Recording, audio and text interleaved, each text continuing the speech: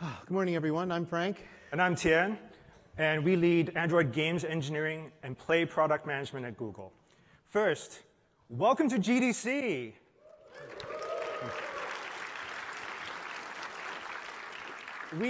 We know you have your choice of 10 a.m. sessions. There are only about 1,000 others right now, so we appreciate you being here with us today. So, like many of you, we have spent our careers and most of our lives playing and building games. Pop quiz, does anyone here remember Strike Commander or Wing Commander 3 or Wing Commander in general? Okay, a few. That was Frank. Yeah, thank you. To show you just how hardcore he was, this was his license plate. Wait, you were in like high school then? Well, it wasn't high school, unfortunately. I was quite a bit older, but yeah, this was in Chicago. Before I'd even started in the games business, I may have been a little bit too large of a Wing Commander fan. So, no issue with that. For my part, I helped build the Nintendo GameCube, the Xbox 360, and the PlayStation 4. And to prove my nerd cred, here's an old picture kind of showing my bad hair choices late at night as we brought up the high-performance skinning and animation code for the GameCube.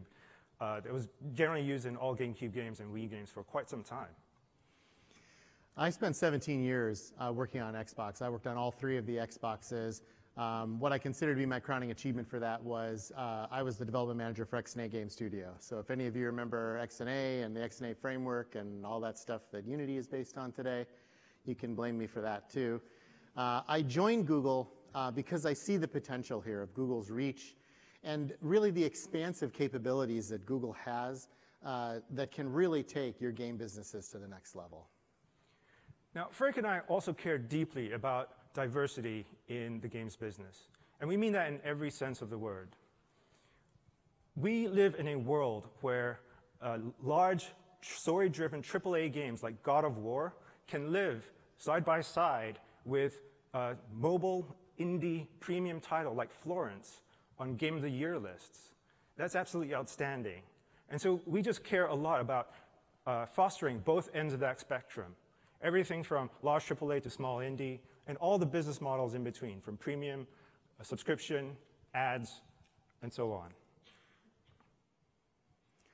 Your businesses are helping to fuel incredible growth in the global mobile games market, which are forecasted by Newzoo to grow yearly by double digits for the next decade.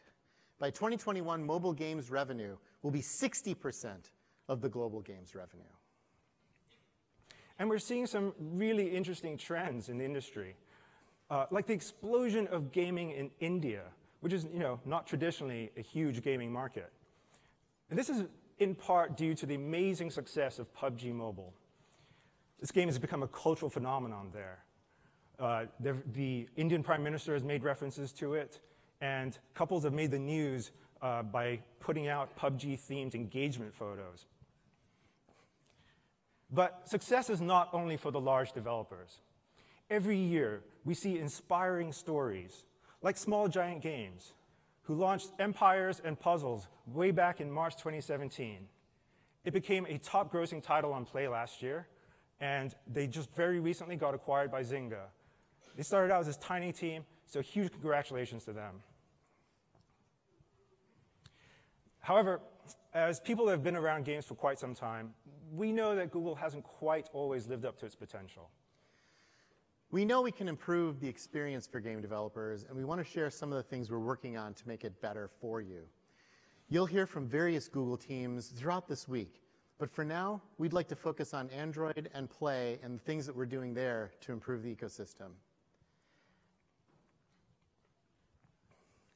As the engineering lead for Android games and graphics, my team's primary goal is to help you reach more of the 2 billion Android devices that are there by making it easier for you to build for them. We hear your feedback today that it's too hard, especially when building high-fidelity games.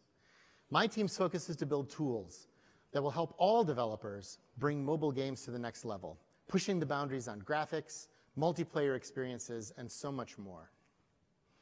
Android has traditionally been one of the toughest platforms to develop for, as though that's like a badge of goodness.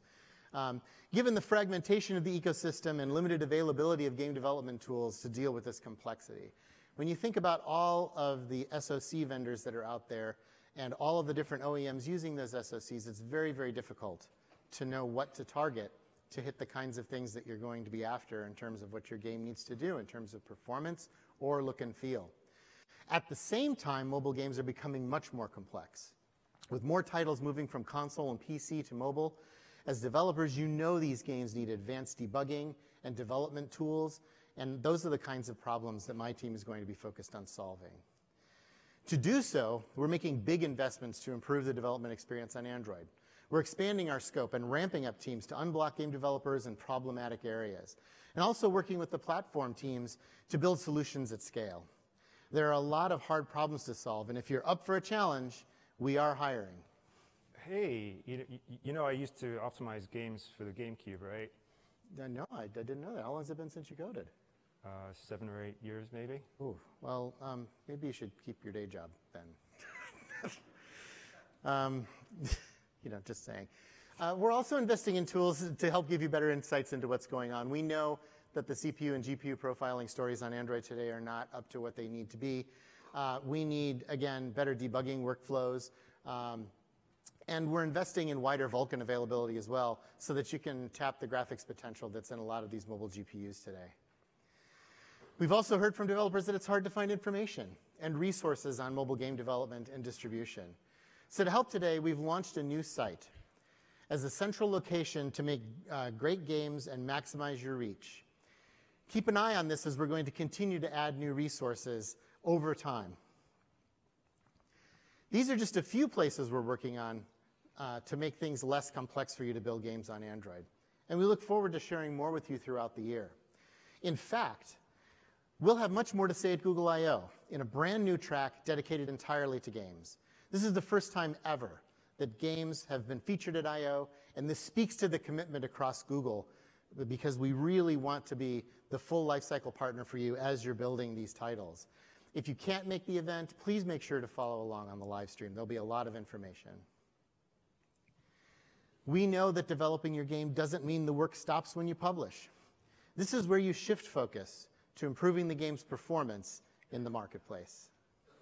And that's where play comes in. So over the past year, I've spent a lot of time speaking with the game developer community around the world, and a couple of things really stand out that we want to focus on. First, discovery. It's hard, and we want to help your game succeed on the Play Store. Every day, more games are appearing, but we only have the same number of pixels, and we want to make it easier for everyone to get discovered. Now, we know that it's especially hard for newer and smaller game developers, and we want to do a lot more to support you. So if you visit our booth starting on Wednesday in Center Hall, you can learn about some of the programs that we run specifically for indies that help amplify your great work, such as the Indie Games Showcase. So to learn more, please go to this site.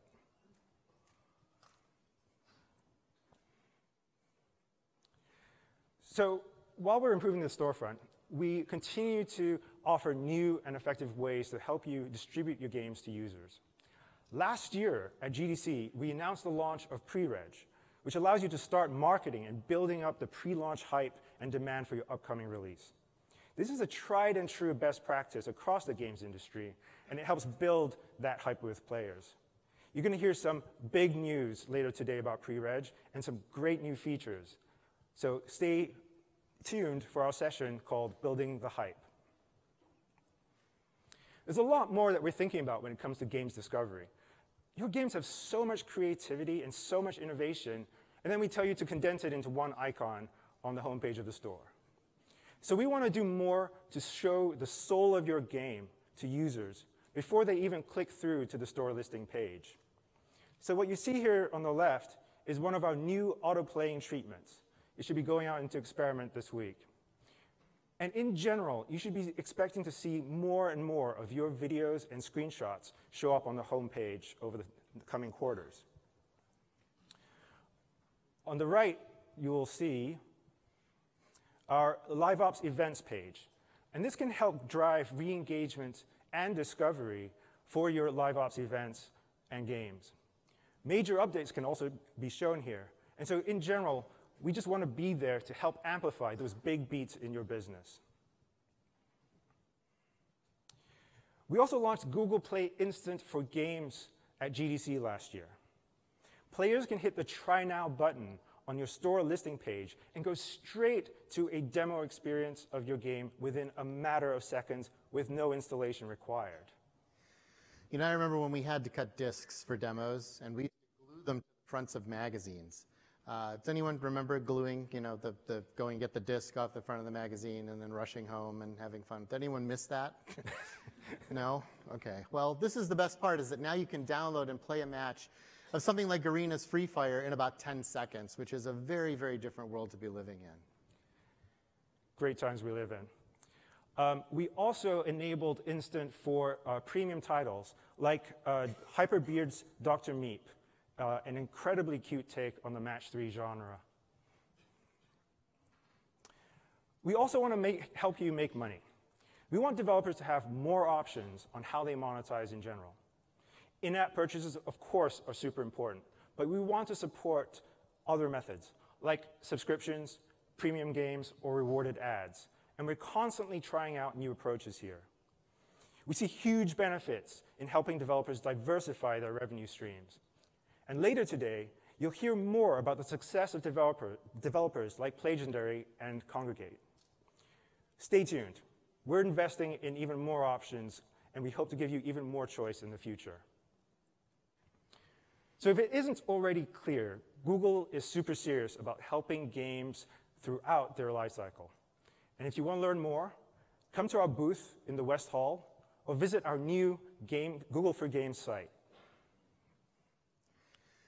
Before we kick off today, I wanted to share some other events we have lined up. Join us tomorrow at 10 a.m. for The Big Reveal. Yes. Then on Wednesday, there's a full day of sessions from Google Cloud. And finally, Wednesday through Friday, there are over 40 Google sessions and talks throughout the conference. Full agendas and live stream details can be found at g.co/GDC19. Here's a quick overview of today. We have 4 main sessions full of updates and tips to help you succeed on Android and Play. The first 3 sessions will cover tools, monetization, strategies, and new opportunities. Then make sure to come back at 2:40 for a more technical session focused on building games on Android. We appreciate everyone being here today. Thank you for choosing Android and Play to create and scale your games, and we look forward to seeing what you do next. With that, we'll hand over to Ben Frankel, who will share more about distribution and discovery. Thank you all. Thank you.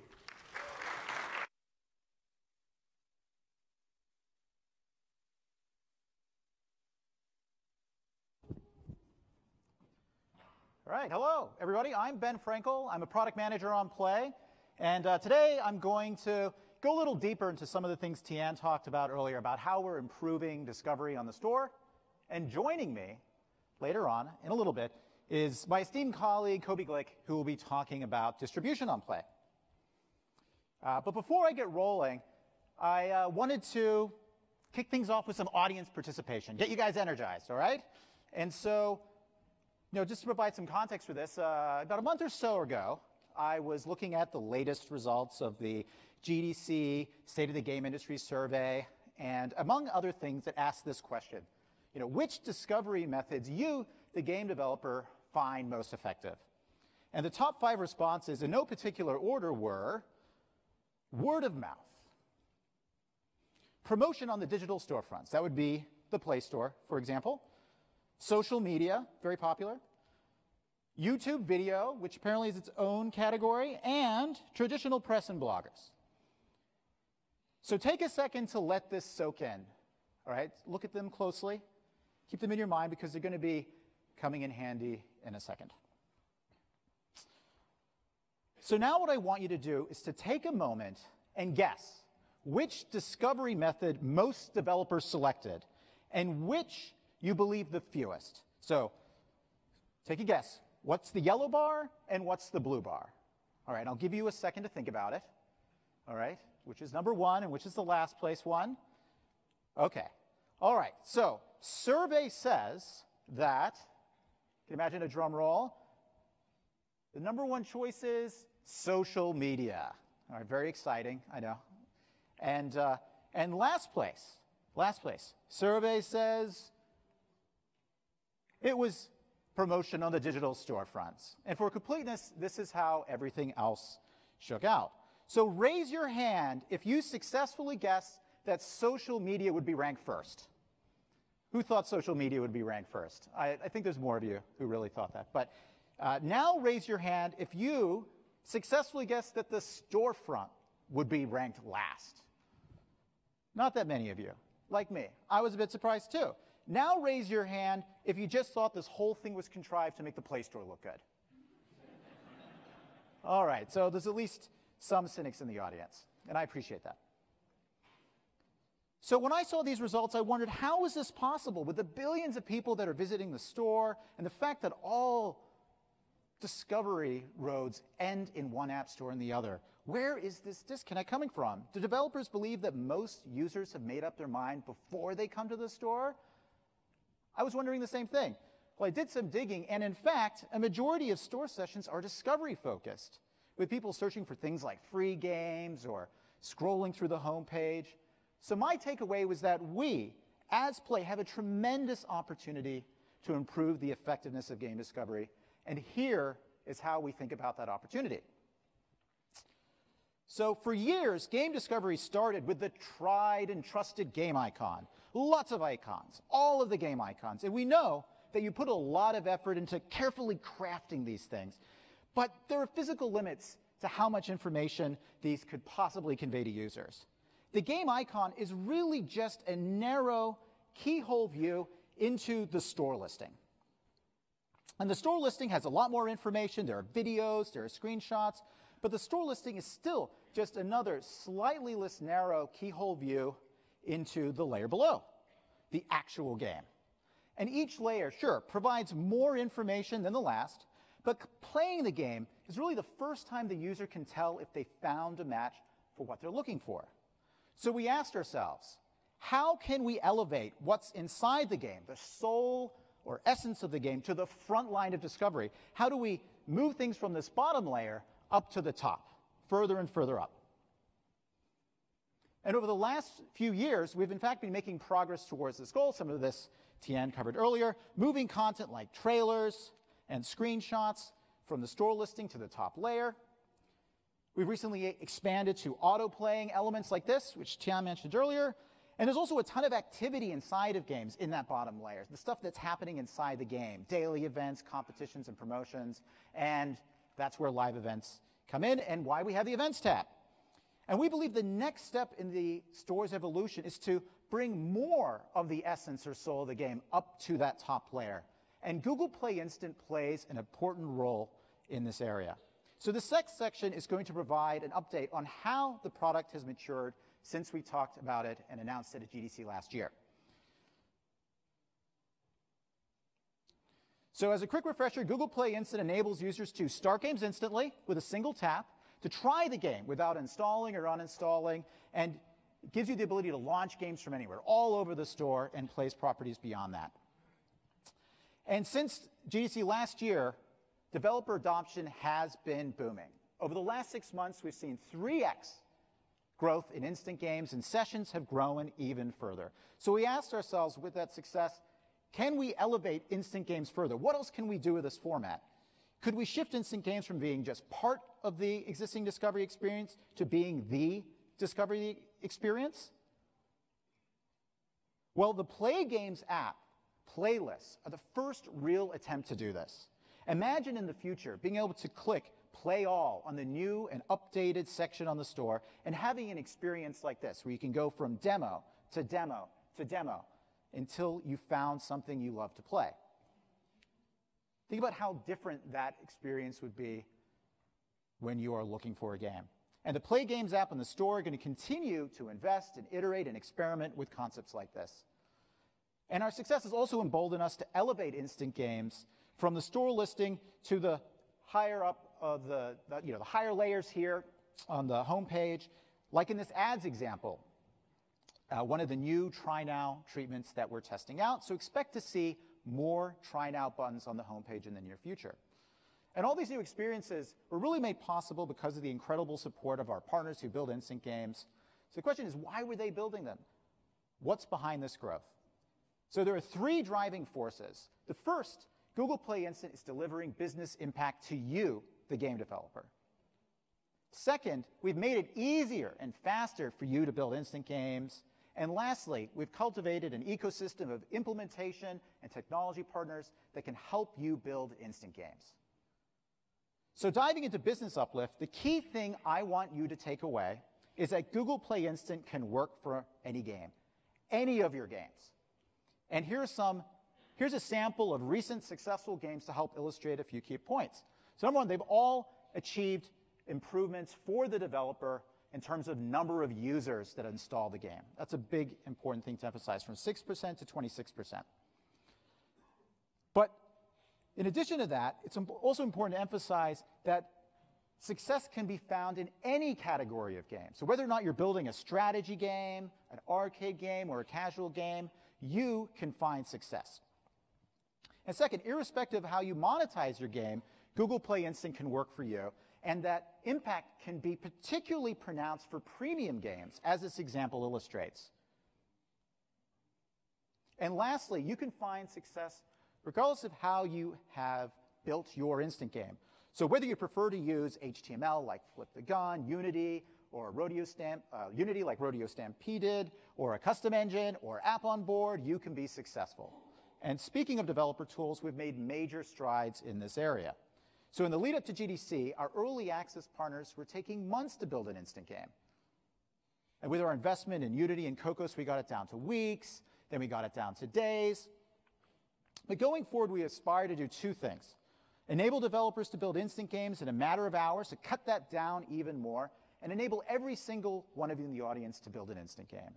And for those of you who may be skeptical, we have a video demonstration that shows that this is possible, courtesy of App on Board. The demo is of their new studio product that was announced last week that takes a codeless approach to building instant games. And just a warning, the demo runs at 18 times normal speed, so I will be talking quickly. All right, so you create a project, and after you've created the video and audio assets, you can actually import them into Studio, where you can drag and drop them to build out your user experience. You can set up your transitions and link them to gestures like clicking and swiping. You can quickly preview experience and iterate through that process. And as you can see in this time lapse here, in under 10 minutes, you could have your first iteration of an instant game. And this approach to build instant games could unlock a whole new range of use cases. Imagine in the future having different instant games for every user segment, for every content update, for every live or event or promotion. That's the future we're building towards. And another important signal of instance maturation is the implementation partner ecosystem that's growing up around the product. And they help solve critical problems in adoption for us, and they have been critical to our success as a result. So to learn more about these partners and everything else I talked about today, check out our GDC Medium post here, and come to our session at the Google booth this Wednesday to learn how to build instant games with Unity. And with that, I'll hand things over to Kobe to talk about the power of play distribution.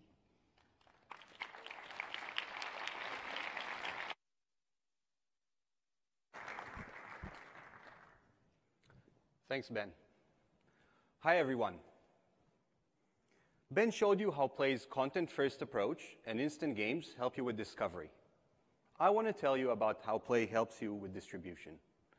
I'll cover three things, and if there's one word I want you to take away from this talk, it's dynamic. I'll talk about Android app bundles and Google Play dynamic delivery. I'll talk about preparing for 64-bit and how you can keep your users on the latest version of your game. So let's start with the bundle. We launched the Android app bundle at Google I/O last year, and more than 60,000 apps and games have already switched to publishing Android app bundles in production on Google Play. You can build them with Android Studio, you can build with Unity, and recently also with Cocos Creator. And apps and games using the app bundle become smaller because Play's dynamic delivery only sends the device what it needs. Our data shows that as a result, games switching to the bundle see more than 3% increase in their install success rate. Large games benefit even more, with more than 4% install uplift. Gamelofts, Minion Rush, Despicable Me, switch to the app bundle, reduce the size of the game by 20%, which is obviously great for users, and as a result, saw more than 3% increase in their install success rate. And there are other benefits too. It's not just more installs. We see that games switching to bundle get more updates, which makes sense since the update patches are smaller too. In addition, we've learned that the size of the game is a major factor in the uninstall decision. We're looking into this area and we plan to share more numbers later this year. But generally speaking, the larger your game is, the more likely it'll be uninstalled by users with limited storage. A few months ago, we shared with you that by August, we want you to provide 64-bit versions of your games. This provides tremendous performance improvements and sets you to a world with 64-bit only hardware. Some concern we've heard over the years is that adding 64-bit support makes your game bigger because you need to ship both the 64-bit and the 32-bit libraries to the device. With the Android app bundle, this is no longer the case. Google Play's dynamic delivery will only ship the required libraries based on the device architecture. And the great thing here, you don't need to do multi-APK to achieve that. You can do this with a single publishing artifact. To learn more about preparing to 64-bit, please join this session. We're co-hosting on Wednesday with ARM. All the details right here. And please also read our blog post for more information. You all build great games, and you keep improving them with time. And for your users to take advantage of your latest and greatest features, they need to be on the latest version of your game. And you're probably familiar with Play's auto updates, which reach tons of users. But given Play's enormous scale, there are always users who will not be on the latest version of your game. So recently we expanded our dynamic framework and introduced an early access program for in-app updates. With this API, you can update your users to the latest version of your game without actually sending them to the Play Store. You can see here an example of how the Chrome app is using this API, and I want to show you two flows that we support. The first flow is the immediate update flow. This is for cases when the user must be on the latest version of their game to start playing.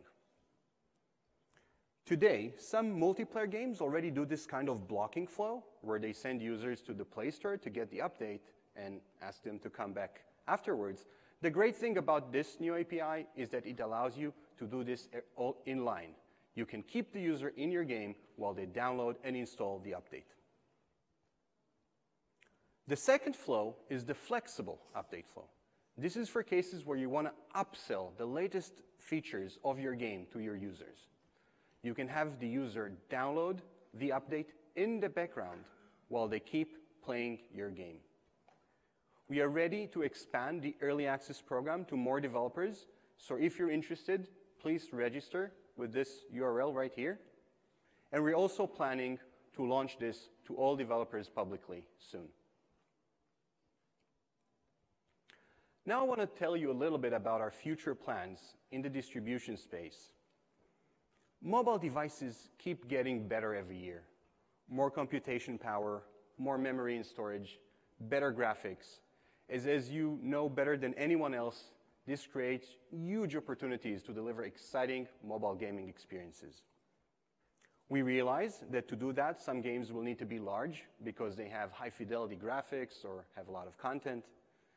We also recognize that some of the tools that Play has provided for large games over the years, like OBBs, were not always the most optimal ones. So the good news is we're investing in this space in 2019. Before I tell you about our future plans, I want to make sure you're all aware of how things actually work now, because we made some changes in this space lately. And this is about how Play validates the size of your game in the Play console. Historically, we've only looked at the upload size of your APK. This doesn't make much sense in a world of up bundles and Play dynamic delivery anymore. So recently, we changed size validations across the board in the Play console, and we're now only looking at the compressed download size of your APK or up bundle. I started this talk by telling you about the immediate benefits of switching to the up bundle, like more installs and more updates. I want to make sure you're aware that bundles are also the future format for games on Google Play. Later this year, we plan to provide you new tools to help you move away from OBBs. This will be based on bundles. We're going to provide you new tools to deliver and optimize the delivery of game assets. This will be also based on up bundles. So switching to the bundle not only provides immediate benefits, it sets you up to benefit from our future investment in this area. But while it's really exciting to talk about the future, we all live in the present. So I want to mention a couple of things that are happening right now. You're probably all familiar with the large download warning we show to users in the Play Store.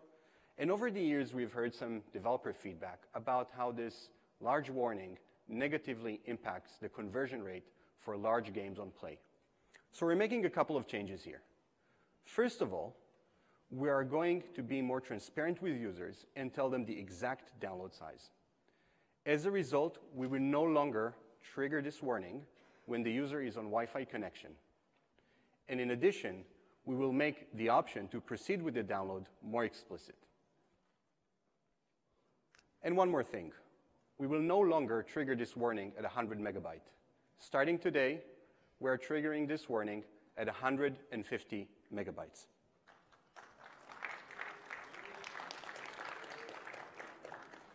The size limit of the Android app bundle will be increased to 150 megabytes to make sure you could take advantage of this. We are currently keeping the size limit for APKs on 100, but you can still use APK and OBB until we completely revise this space later this year. So today I talked to you about our dynamic framework. I spoke about the immediate benefits of switching to app bundles, like more installs and more updates. I showed you how it better sets you for a 64-bit, and about our latest API, allowing you to keep your users on the latest version of your game. Finally, I told you about some of our plans to better support large games on Google Play, and about some changes that are happening today, like the new 150 megabyte limit threshold. I hope you enjoyed this talk. Thank you for joining.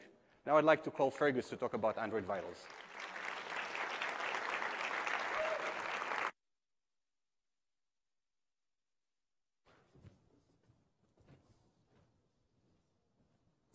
Hey everyone, I'm Fergus Hurley, Product Manager at Google. Android Vitals is a program by Google to help improve the quality of games and apps on the Android ecosystem.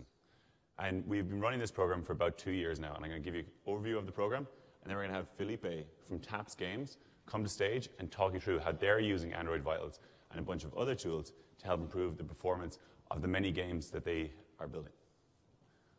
So to start off, hands up who wants more 5-star ratings and less 1-star ratings. Okay, if you don't have your hand up, you might be working for a competitor, so you might want to change job.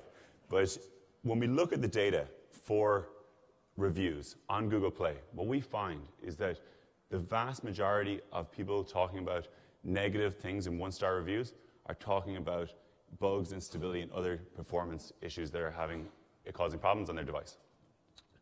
And so 42% are just talking about stability and bugs alone. When we look at the 5-star reviews on the Play Store, we see that 70+% of the time, people are talking about speed, design, and usability, positive performance signals. So what is the Android Vitals tool in the Play console? It is a place where you can go and see 15 performance metrics about your applications. These are broken out into 5 performance areas: battery, stability, rendering, startup time, and permission denials.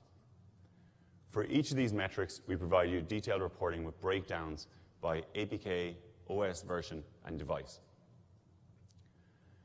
These help you be able to understand where should you invest your time in improving the technical performance of your application. And these metrics are powered by real users out there, the hundreds of millions of Android users who've opted into sharing their data with Google, and you, our game partners. And these metrics are becoming more and more important to the business success of your application, because we can see that these impact retention, engagement, and monetization of games and apps. There's a lot of information in Android Vitals. So to help you prioritize where you invest your time, at the top of the Android Vitals section, we provide core vitals. These are the 4 metrics that we think are most important to your users, and we have data to show that they do impact your performance. And so the 4 metrics are in the stability area, crash rate, and ANR rate. In the battery area, we have stuck wake locks and excessive wake-ups. For each of these bad behaviors, we provide, for each of these core vitals, we have a bad behavior threshold. And the bad behavior threshold enables you to be able to know if you're one of the worst performing games for that metric. For the other vitals metrics, we want you to look at them and be able to see how you're performing relative to others. And I'll talk about that in a second. Some of the vitals metrics we have right now, such as the rendering metrics, just capture UI toolkit rendered frames. And so they don't capture OpenGL. And so there are no bad behavior thresholds for the rendering metrics or the other non-core vitals. It's an area that we are working to improve in terms of having more insights for your games that are using OpenGL.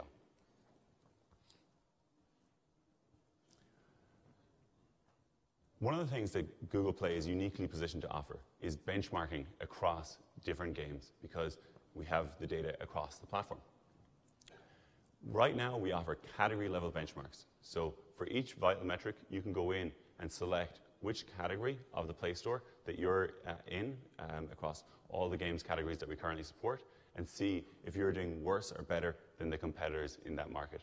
And so you can see then that games that are in the racing car games area usually have a slower startup time than other games. And so this enables you to be able to understand how are you doing versus your competitors, and be able to understand if you should be investing more in that area than others. This is an area that we are continually investing in, and you should expect to see a lot more advancements in this area over the next couple of months. Another major piece of feedback we got on the Android Vitals product is that people want to be alerted when there was a major change in any of the metrics. So we have anomaly alert emails and notifications in the console. These show you when there's a spike in any of your crash array and ANR clusters or in any of the core vitals. You can be able to go in and sign up for these anomaly alert emails yourself. Just go to the notification preferences section of the Play console. Sometimes we hear developers talk about how Android Vitals only applies to bigger developers, and we know that developers who are smaller, indie developers, are getting a lot of value out of the product. And if you're not using it already, I'd encourage you to join the over 100,000 game and app developers that are using it today. Now I'll hand over to Felipe from Taps Games to talk about how he's using Android Vitals and other tools for Taps Games.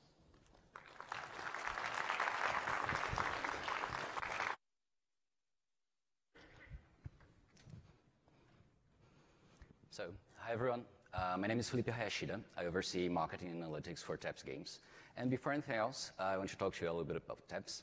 So we're a Brazilian studio, we've been in the market since 2012, and we have a little bit over 180 people in the studio in São Paulo.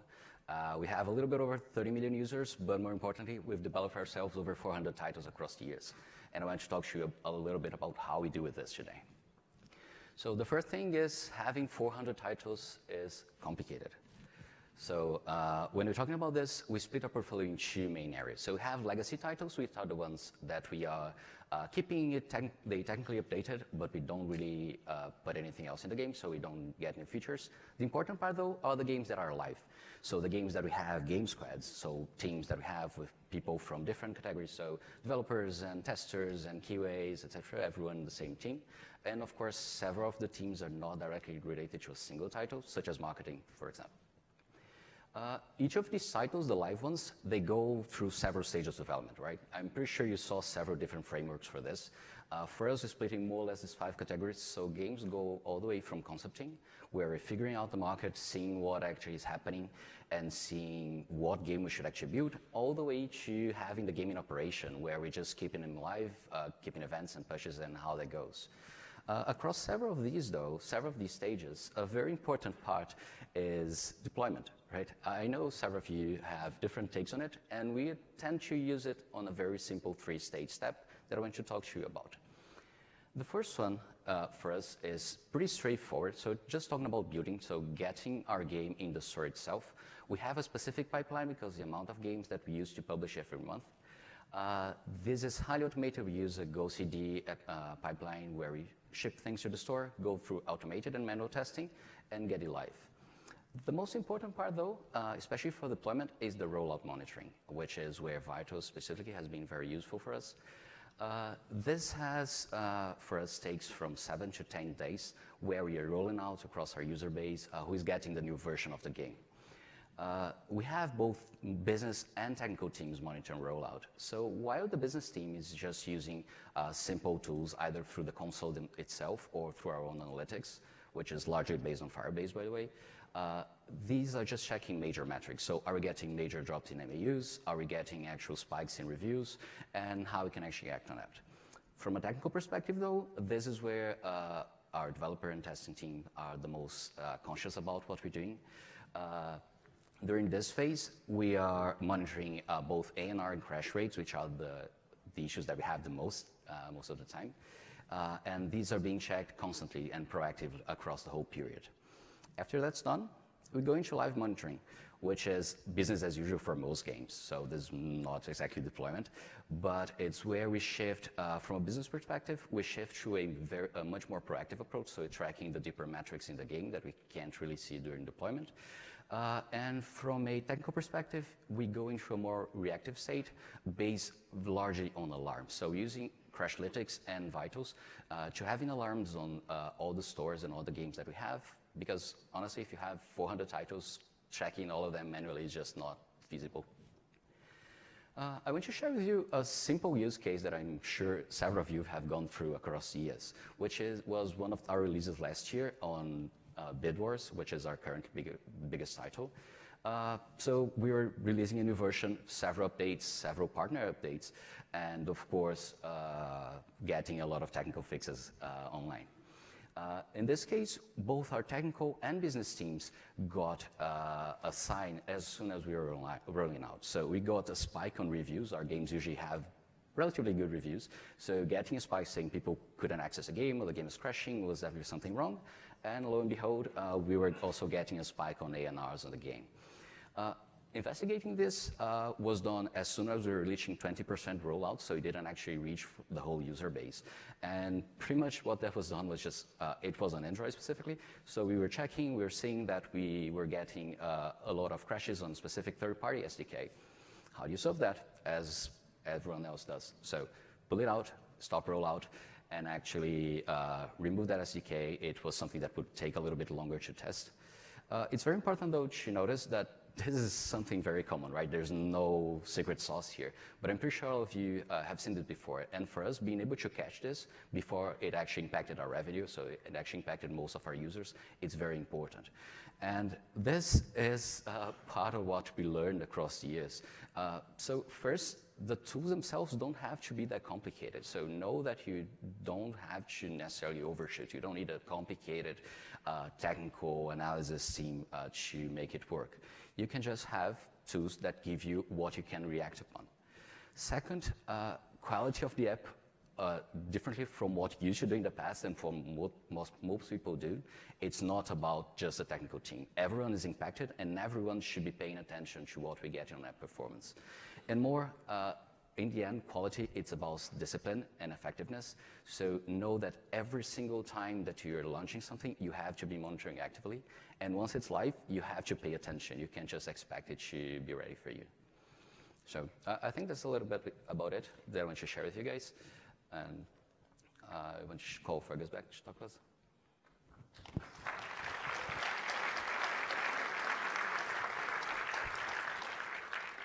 Thanks very much, Felipe, for that. We hope that in future we'll be able to share great examples from you about how you've used Android Vitals to be able to improve the performance of your games. We know that technical performance is critical to business success. What we have also heard is that sometimes it's hard to make the case for investing in technical performance within companies. So I encourage you to use the benchmarks that we provide in the Play Console to make the case of where you and your team should be investing more to be able to compete more effectively. I'd also encourage you to focus your attention on the core vitals if you have limited availability to be able to focus on performance. And make sure to sign up for the email alerts around anomalies and get the rest of your team that are focused on reacting to technical issues to sign up too. We have a session later today about bug hunting on Android by Damien, who's going to be diving into specific detailed examples that developers have faced. So I encourage you to attend that as well. Thank you very much, everyone, for joining. Thank you.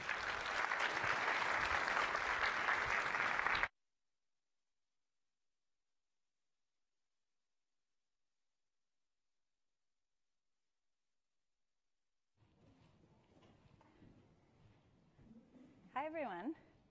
My name is Emily Putzi, and I am a BD manager on the Google Play Games BD team.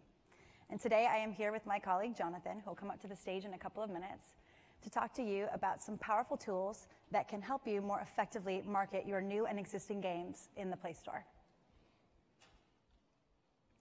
As we all know, marketing is critical to the success of games at all stages of their life cycle. Before launch, it's important to build excitement and awareness for your new games. At launch, you want to turn this awareness into installs and also make sure that your store listing is ready and optimized to attract as many prospective players as possible. And of course, after launch, you want to continue acquiring new users and make sure that your store listing stays relevant as you make big updates to your game. So today, we're going to focus on a few tools that can help you better market your game in the Play Store in each of these three phases. First up, let's talk about pre-launch marketing and pre-registration. Today, many businesses do pre-launch marketing to build hype and awareness ahead of big upcoming product launches. There's a long history of this in tech, entertainment, and even in gaming, particularly in the PC and console gaming worlds where pre-launch marketing and even things like pre-ordering are well-established norms. Well, today, pre-launch marketing is also increasingly popular for mobile games. However, until recently, it was actually really hard to do pre-launch marketing for mobile games well, because there was no real way for developers to tie all the marketing that they were doing across channels directly to their game launch. Instead, what we would tend to see developers do is spend a lot of money prior to launch to build hype and awareness, use suboptimal tools that really only allowed you to capture a portion of the demand that you were creating through that marketing, and mostly just hope that that buzz that you created would translate into real installs at launch. Well, today, as you heard a little bit earlier, I'm very excited to announce that Google Play's solution to this pre-launch marketing problem for mobile games, a feature known as pre-registration, is now available to all developers on Google Play.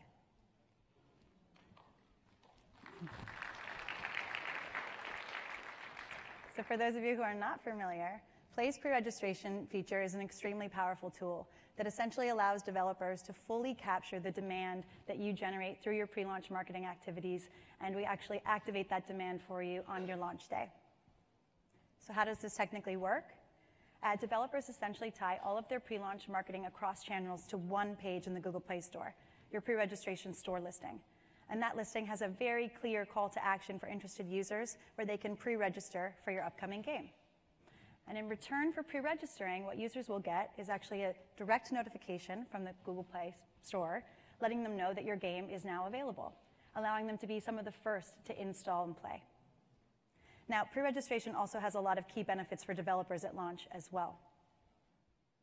Not only does pre-reg allow you to engage and reward your core fans early, but pre-registration notifications also drive a high volume of D1 and D7 installs, both in general and when compared to other pre-registration tools that are available in the market. In other words, Play's pre-registration tool is extremely effective at converting pre-registered users into installs. In fact, across all geographies and all genres, we tend to see that there's a 38% conversion rate from pre-registered users to installs after launch. Now, this is a much, much higher conversion rate that you would see through other pre-registration sources, around 2 to 3x, and it's pretty compelling. Plus, Play's pre-registration campaigns are actually really easy to set up and manage, and you can do that directly in the Play console. So in the pre-registration center on the console, you can set up and manage your campaigns. You can decide which countries you want to run your campaigns in and when. And you can actually view your campaign performance data. So for instance, before launch, you can see the number of users who have signed up. And after launch, you can see how many of those users converted into installs. And you can do these breakouts across geographies. Another very cool feature related to pre-registration that is now available in the Play console is related to Play Instant. Earlier today, from Ben and others, you heard a little bit about how effective instant games are in terms of driving user conversions. Well, as of today, we are very excited to also announce that now you can add an instant experience directly to your pre-registration store listing. And this will allow you to attract even more users to sign up for your full product launch and drive greater awareness and excitement. Another pre-registration feature that will be coming soon to the Play console is the ability for developers to grant rewards directly to pre-registered users. Now, this is really exciting because what we've seen is that rewards in general can help drive greater consumer interest in pre-registration campaigns. So for instance, listings that actually market pre-registration rewards can drive as much as a 15% higher click-through rate than those who don't. And on the backside, when it comes to conversions to install, pre-registration rewards can also help drive higher conversions, because on day one, there's value waiting in game for pre-registered users to come, claim, and consume. So as I mentioned, you can expect to hear more about this very, very soon. Lastly, I'm excited to share one more product update around pre-registration, which is that Google Ads will now offer app campaign support for pre-registration campaigns. Obviously, this is a great new way to reach prospective players, but more to come on this in sessions this afternoon. Finally, a few recommendations for developers who are interested in using pre-registration. First, allow time to build excitement within your audiences before your launch. Generally, we see developers starting pre-registration campaigns anywhere from 3 to 12 weeks ahead of launch. Second, make sure you're using all channels at your disposal to support your pre-registration campaigns. This means social, CRM, media, you name it. Third, make sure you drive your Android traffic to pre-register in the Play Store due to the higher conversion rates we see in the Play Store versus external websites. And finally, consider using Play Instant alongside of your pre-registration campaigns to drive greater consumer interest and awareness for your upcoming launches. Now I'd like to invite my colleague Jonathan up to the stage to talk to you about some other powerful marketing tools that can help you at launch and beyond. Thank you.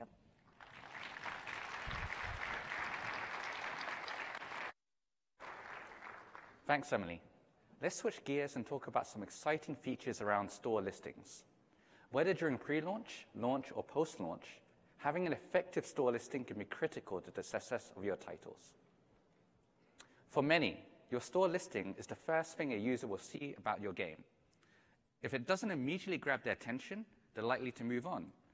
In general, we see that for game developers, your icons, videos, and screenshots are particularly important on your store listing for user acquisition. For instance, game devs can see up to 40% difference in conversion performance when testing different icons, and data suggests that we see similar variability for videos and screenshots as well. We've also seen that the ordering of your marketing assets can impact user acquisition. Because gamers really want to quickly get a sense of the true gameplay experience, we really recommend that it's important to put marketing assets that highlight key gameplay features like your videos and screenshots up front in your store listing in the first position. Also, quick PSA, it's important to call out that to be eligible for the new visual promotional clusters on the Play Store, you must have a landscape orientation video trailer and a minimum of 3 landscape screenshots. So really make sure you have these and put them up front in your store listings to get the most out of your users. Now, I will say that one of the most common pain points we hear from developers about store listings is that although they can already localize into different languages, they want the ability to customize their store listings based on where their users live. For instance, maybe you're making a sports game and you want to market it as football in Europe, but soccer in the US, in order to make your store listing as locally relevant as possible. Well, now you can. Today we're excited to announce a powerful new feature only available on Google Play called Country-Targeted Store Listings. With this feature, you can customize your store listings based on the user's country as well as their locale setting. And from the Play console, you can create up to 5 different groups of countries and serve a completely different store listing to each group, complete with full localization support. All parts of your store listing can be customized, from your icon, your screenshots, your promo message, your video, you name it. And you can also localize everything there as well, in order to better appeal to users in your target market. Even better, because you can target different store listings to different countries, technically you can target based on the state of your game in different countries as well. So, for instance, in games where running actively pre-registration, your listing might want to highlight the rewards users may get for pre-registering or display a pre-launch teaser trailer. And in countries where actively enrolling for open test, your store listing can highlight key gameplay features in order to entice people to install and become part of your test. This is a really powerful way to target your marketing message to the right sets of users. And country-targeted store listings is launching right now to all developers on Google Play. Now that we've talked about the importance of your listing through the life cycle of your game, I think it's also important to discuss one of the best ways to test and manage changes to your store listing in a controlled fashion: store listing experiments. Store listing experiments is one of the most popular tools among top game developers. It's a tool that allows you to A/B test your store listing assets against user traffic so that you can make the most data-informed decisions about which of your assets are driving the most installs. Using Play Console, you can swap out assets on your store listing, such as your screenshots and video, to certain percentages of users who visit your store listing, and compare the performances of each variant before applying them to your full user base. As mentioned before, testing and optimizing certain assets can yield huge differences in performance. Running experiments also allows you to roll out these changes in a safe and controlled fashion. For those of you that are already using store listing experiments, we're happy to announce that we've recently rolled out some exciting improvements to how experiment results are reported. First off, we are introducing 2 new metrics which are replacing the existing metrics on the Play Store. First-time installers tracks users who see your listing and install for the first time, and omits reinstalls who are less likely to be influenced by your store listing. Day 1 retained users tracks users who install and do not uninstall within 1 day. We believe both of these new metrics more accurately reflect the performance of your store listing, and you as developers can choose which ones to use as your success metrics in your experiments. Both metrics are also reported with hourly intervals, updated every few hours, allowing you to see results faster. And you can also now opt into email notifications about when your experiments finish. By reporting the results faster and providing notifications, you can run more experiments and terminate bad treatments faster to minimize install drops. All of this is coming right now to the Play Console and is available to all developers. Okay, so here are some tips and tricks about store listing experiments. Have a clear objective about what you want to test, and test one thing at a time to make sure the experiment results are great before you apply them. Test for 7 days minimum in order to get weekday and weekend performance. Prioritize testing of icons, videos, and screenshots for the biggest impact. And you can also invert your experiments to validate the true performance before applying to all. Okay, so that about wraps up our talk about marketing tools. And I want to give you some key takeaways from this session that you can do right now. Consider using pre-registration for your upcoming launches. It's a great way to build interest pre-launch. Consider building an instant game to run alongside this campaign as well. Optimize your store listings using SLEs. Top developers are already finding great success using this. And finally, look into how you can make your store listings more relevant to your users using country-targeted store listings.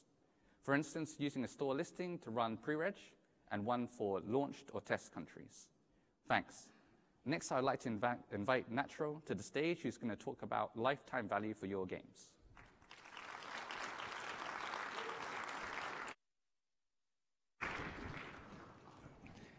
Hi, everyone. My name is Ignacio, or Nacho, as people call me. I am based in London. I work with game developers across the Western Europe region.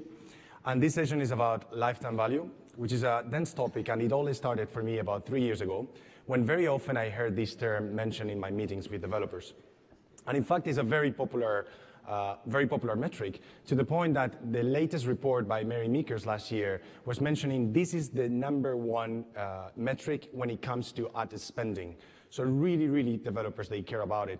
And if you take in consideration the context where we are on one side we have the mobile gaming industry, which is highly competitive, and on the other hand, we have all this data that we're sitting on, and it's becoming more available and easier to handle.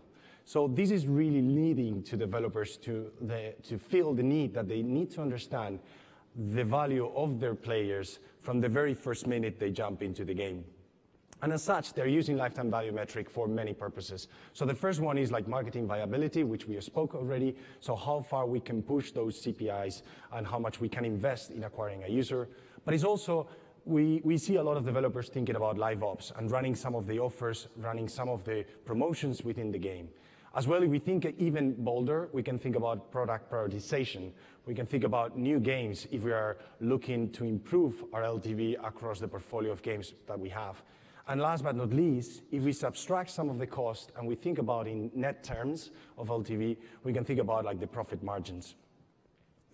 So as an example, Gamehouse is a developer based in Netherlands and Spain, and they're using lifetime value to do many of the things that we mentioned. So they're doing user acquisition, they're doing remarketing, re-engagement, retargeting, and they're even thinking about live ops for the new games Doctor's Oath. So in an ideal world, our lifetime value metric would look like in this way. So it would be predictive. We're looking forward rather than just like historical data. We would be also, it would be a metric that is extremely accurate because we need to take decisions with certain degree of confidence. It would be also looking at individual level rather than cohorts, and it would be fast. From the very first day, we will know what is the value that this player is going to bring in its lifetime. As well, the model that we're using, it would be fast and simple, meaning that we don't have to spend months in order to train this model. But the first thing that you learn when you start researching about lifetime value is that there is no standard way of calculating it, which means that this comes with some trade-offs and some challenges. We asked Plarium, Israeli developer, the creator of Vikings, War of Clans, and they told us they faced 3 key challenges. The first one is like how to estimate the lifetime value for certain type of players. They call it outliers, and these are players that they might be highly engaged, but they are non-payers. As well, they have multiple games in their portfolio, and it's very difficult for them to use one unique model that really is adjusting to every type of game. And last but not least, the long window that is needed to validate these models, in fact, is higher than expected. But whenever we're talking about developers, they see that these models, all of them, they have several common things, common areas. In this case, we could split lifetime value in 3 areas. And this would be, the first one, we would talk about what is lifetime. That is generally represented in daily retention, and this is a classic way. But here, many developers, they're starting to think about whether the classic retention is like the one that makes more sense for their own game, and they can think about other ways of calculating retention, such as, for example, range or rolling retention. Also think about retention, it means right now opening the app, but it's not the same if we're opening a game just to collect a daily reward or to play another battle. The second area would be the value, and this is generally represented by purchases or by averages such as ARPDAU or RPPU. And in this case, if you are considering averages, very important to take into account as well, how long are you going backwards? Let's imagine that, for example, you ran an offer last week. And then last but not least is the period. So how far are we going into the future in order to estimate our lifetime value? And generally, from my conversations with developers, it all comes down to 2 things.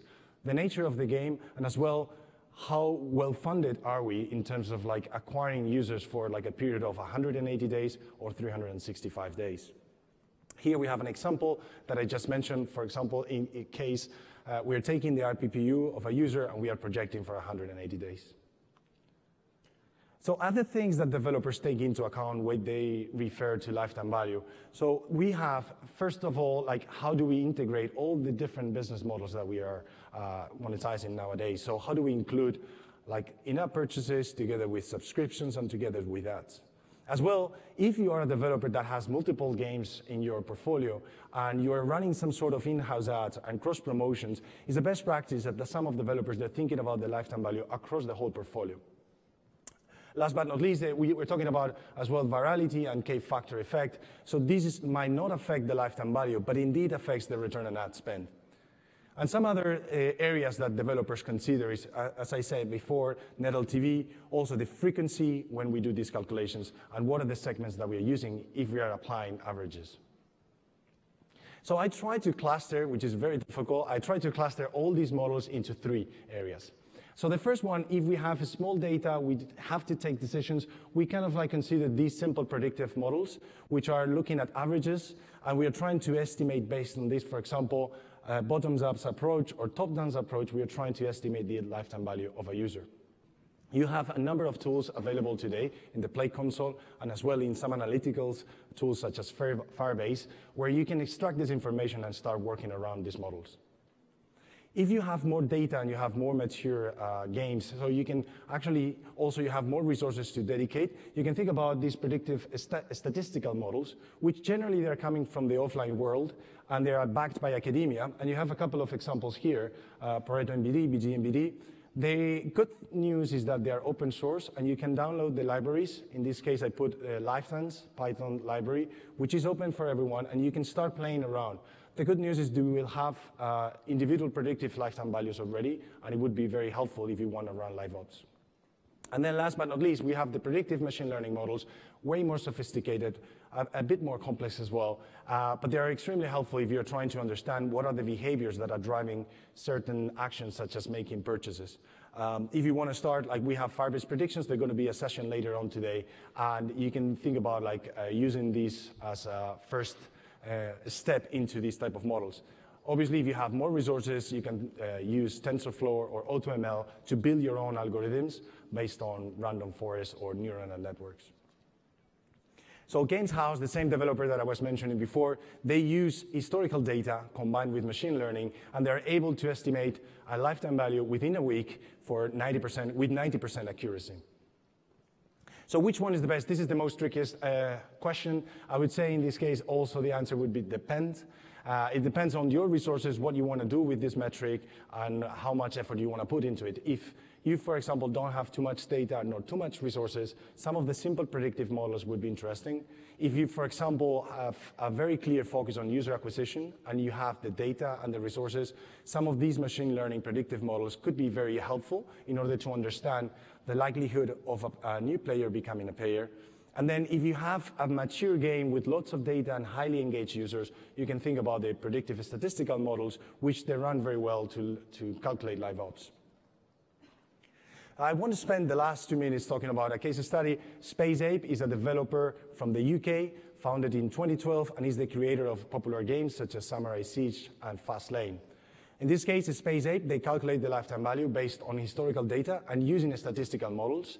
They have data for about 1 to 6 months, and after the day 2, they're able to estimate what is going to be the lifetime value with an 80 to 90% accuracy. The way they do it is they create segments based on tenure, based on geography, and they multiply the revenues generated of that particular player by a ratio that they estimate based on their models. So the LTV is mainly used for user acquisition purposes, but also SpaceApe use it for live ops.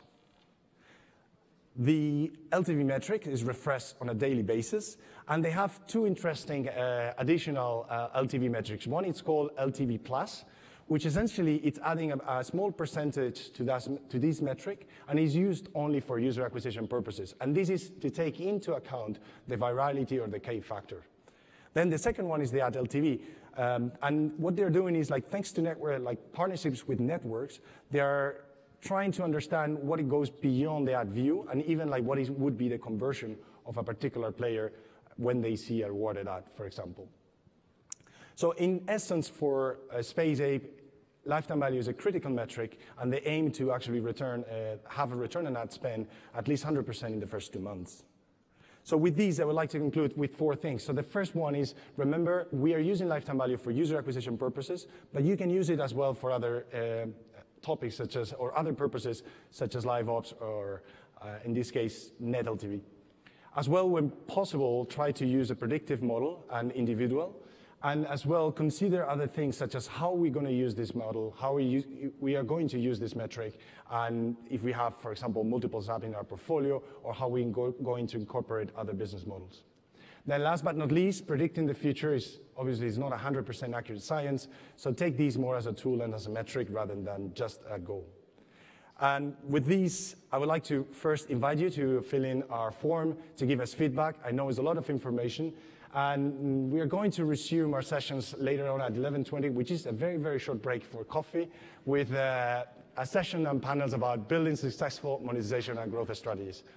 Thank you very much.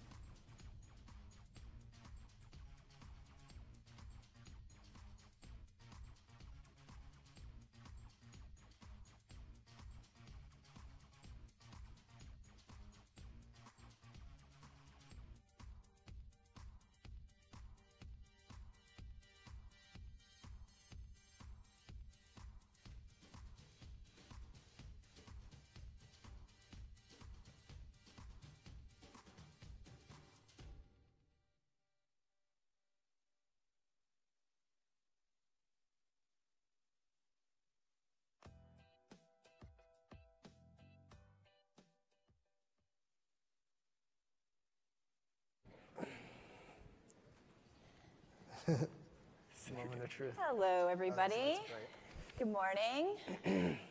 My name is Sarah, and for the last 2.5 years, I've been heading up the indie community on Google Play, and it's been an awesome experience. I started as an indie myself well over 10 years ago, and it's still my favorite group of people. I'm a little bit biased with indies, so you'll probably see that come through as I talk to these two amazing humans. And this morning we talked a lot about, we had some great talks run by Googlers who, and some of our partners who were talking about improving game quality and how can you really maximize your discoverability. And we're going to actually kick off into a lot of different discussions carrying on to build on top of that. So today I have Sam and Mike, who are two indie developers and publisher, who are really experts and have seen a lot of success around user acquisition, which is something that I think a lot of indies really struggle with. Put your hand up if you struggle with user acquisition, like where to even start, what is it? It's super overwhelming. And then we also have Butterscotch Shenanigans here, which are experts around community building. So we're going to talk about those two things. It's going to be super exciting. All right, welcome guys. Thanks for joining us. Thanks. So maybe let's start with some introductions. Sam, maybe you can start, talk a little bit about yourself, your history in gaming, about your company, so forth. Sure, yeah. So Butterscotch Shenanigans was founded about 7 years ago by me and my two brothers, and a family-owned business, which is always a terrible idea, I've heard, but it's working out pretty good. And we've launched 5 games. We started on mobile, and we've recently gone more cross-platform, so our games now reach out onto other platforms as well, like Steam and console. And a big part of our strategy has been answering the question, once we somehow manage to get a player, how can we just keep that player around? So instead of worrying about user acquisition spend in terms of bringing new people in, how do we keep people with us? And that's sort of been what a lot of our focus is around community management and that sort of thing. Cool. I'm Mike. I'm the CEO of Iron Horse Games. There's one person at Iron Horse Games, and it's me. I started the company 3 years ago. Last year, we did 11 million installs with a heavy amount of user acquisition. So do a lot of marketing myself, a lot of creative testing, and mostly focus on idle game publishing. That's it. Cool. So the first obvious question I want to ask you is why indie? Why did you choose to be an indie developer? I think a lot of people feel it's harder than ever to be indie, especially in mobile and increasingly on other platforms. Why did you choose this path? Sure, I can start. It's personal and professional. So personally, I'd worked at Congregate previously and helped build up the mobile publishing business, and we'd worked with a lot of really big teams. And I wanted to get more hands-on with smaller teams and make an impact on their games, and that's been personally really satisfying. Professionally, I saw that there was a big gap in the market from a publishing perspective. From a business perspective, the way that publishing typically works, if you have success, is you build on that success. You have a game, generates a lot of money, you market it, and then start hiring on a team to help build the game bigger, which means that subsequent games need to be bigger and bigger. And that creates the snowball effect, and then you look up after 4 years, and you're publishing like 2 games a year. I never wanted to do that and felt that there was a huge opportunity for 1- and 2-person teams to really benefit from a lot of the learnings that the big team had from publishing. So that's what I set out to do and largely what I've done. Awesome. Yeah, so on our end, one is that we really like to make games. In the past, we'd like to make them fast. That's changed a bit. But we started doing game jams. And so that sort of creative freedom you get from just iterating over a weekend, we basically extended into how we make our games generally. So we have a really iterative design and development cycle. And then on top of that, the sort of new thing that we do at our studio is a lot of this really interesting web tech and web integration with our games. So we built our own proprietary account system called Bscotch ID, which is now transitioned into Rumpus, which is our powerful back end, as we call it. And what that allows us to do is get players into this email system, which now we have 500,000 players who have at some point bought one of our games, who we actually have their email address, and we send them emails basically once a month, let them know what's going on with the studio, as well as essentially hyping up whatever our new game is or selling merch or whatever else. So a big part of our learnings have come on that side of things. We really wanted to have the time and the space to explore that whole aspect of it and see what we could do there. That's super cool. So Mike, I'm going to move over to you and dive into you come from gaming, you're not new to games, but being in this space of really being this one-man indie sensation, what's that been like over the last few years? What's the learning curve been like? Yeah, so it's nice that you call me a sensation. Yes, you are a sensation. You are sensational. Thank you. It's been difficult and good. I think if you can probably relate to this, if you have any degree of success, you start feeling a little bit nervous that it's going to go away. So that's one element that I deal with quite a bit, especially when we have a successful business, is the feeling that it's not going to be that way forever. So you stay really scrappy. I think the most important learnings of the past 3 years have really been the need to adapt and do it quickly. When I started Iron Horse Games, about a year later, the App Store did its redesign. If anyone here is a mobile game developer, you've probably seen what the impacts of that are. And then also there have been a series of changes on Google Play where a lot of organic installs that used to kind of fall from the sky have changed how they come into your game. They're all still there. You just have to figure out a way to unlock them. For me, it was leaning really heavily into marketing and user acquisition. So when those things happen, you need to pivot and you need to do it incredibly quickly. Because otherwise you're going to wake up and you're not going to have a business. I mean, if I didn't make the changes that I made to start marketing aggressively last year, and I had done zero marketing at Iron Horse before this, I wouldn't be here today, period. The business would not exist.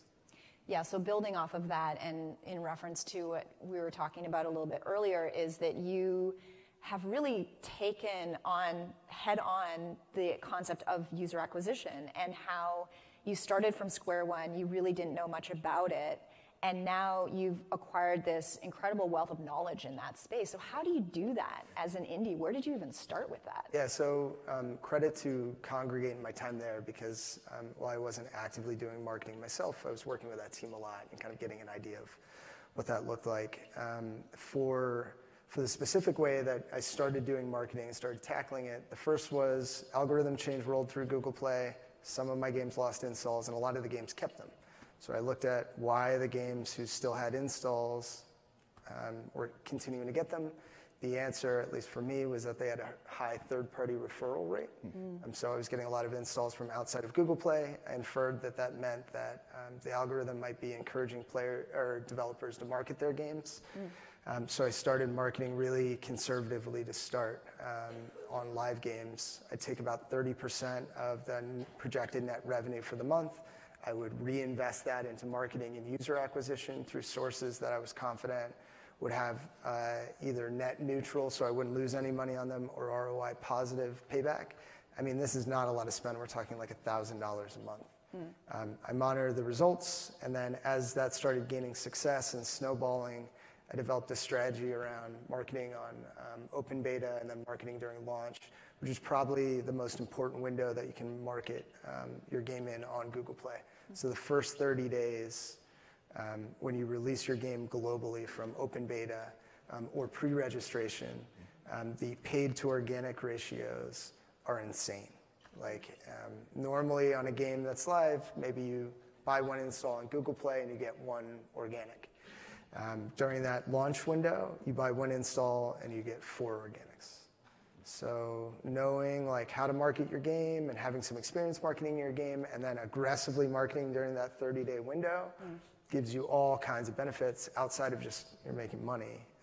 You can also use that information to pitch the folks at Google and say, look, I've got a really good game here. I think you guys should support it. Right, and you just scaled from there. Yeah, that's it. I mean, on every game, we start really small in open beta.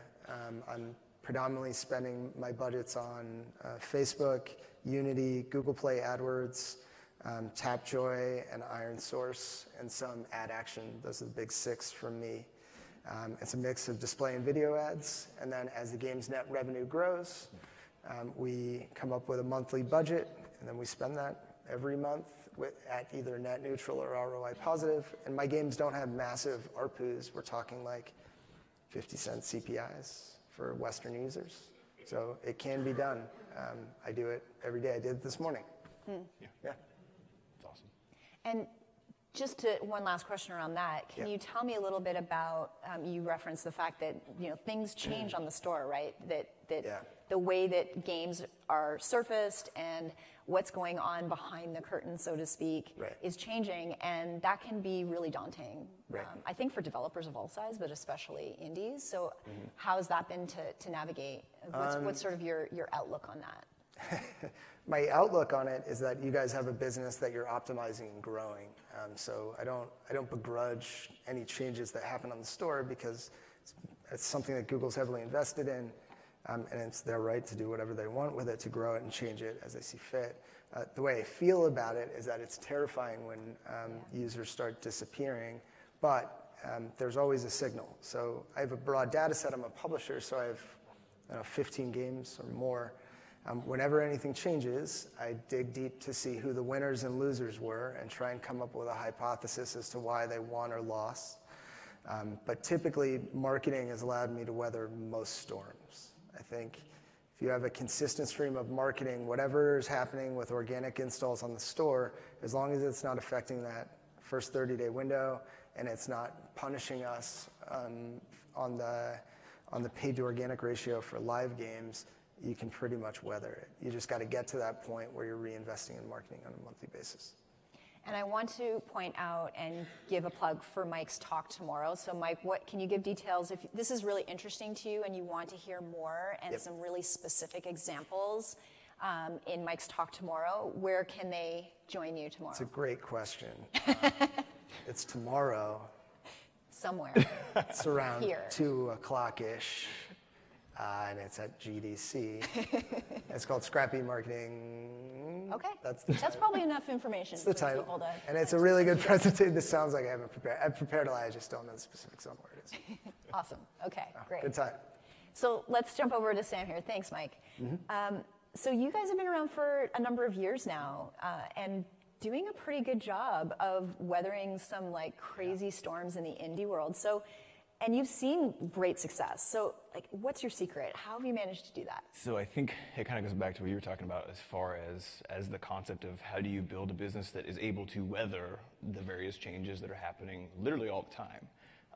So while Mike's taken more of a marketing approach, ours has been more on the community engagement side of things. So through that newsletter system, essentially the first reason we built that was because we said, okay, we can't necessarily always guarantee that Google or Apple or anybody else is going to give us a feature, right? It's never guaranteed, and also they've got their own stuff going on. Maybe Super Mario Run launches and absorbs all of the top spots for something, or all sorts of games come out and just start absorbing all sorts of feature spots where usually you would think you'd be in there.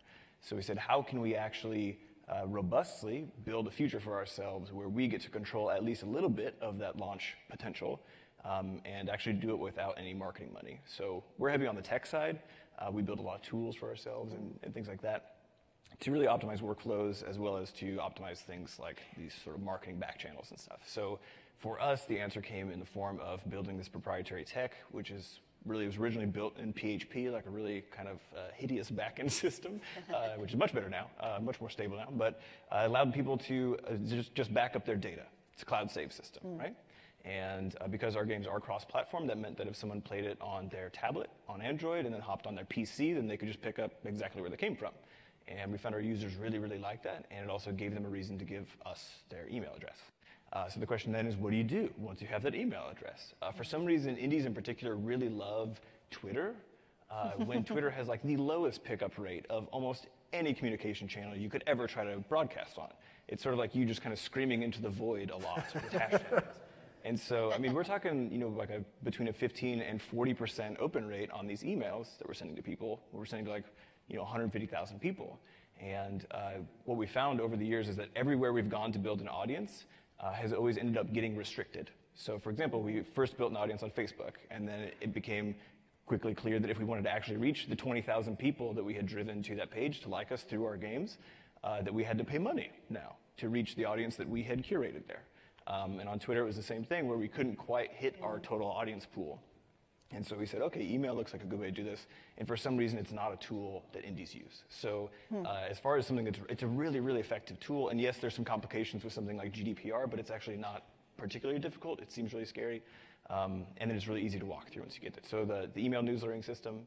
And then on top of that, we do a weekly podcast, which is just us, me and my two brothers, just get in a room for an hour and basically be weirdos. We talk about the games industry, we talk about the game we're working on, and then we answer community questions. And we, depending on the week, we'll have like around between 1,500 and 2,500 listeners per week. And if you talk about like the power of having your fan base listen to you talk for an hour every week, that's something that really can't be matched. And so I think cumulatively, the podcast has had over like 350,000 hours of people listening, right? And so it's allowed us to build a fan base, even start a little tiny mini convention of our own in St. Louis, where we're based in the Midwest, that people flew from Florida and drove from Texas to come see us.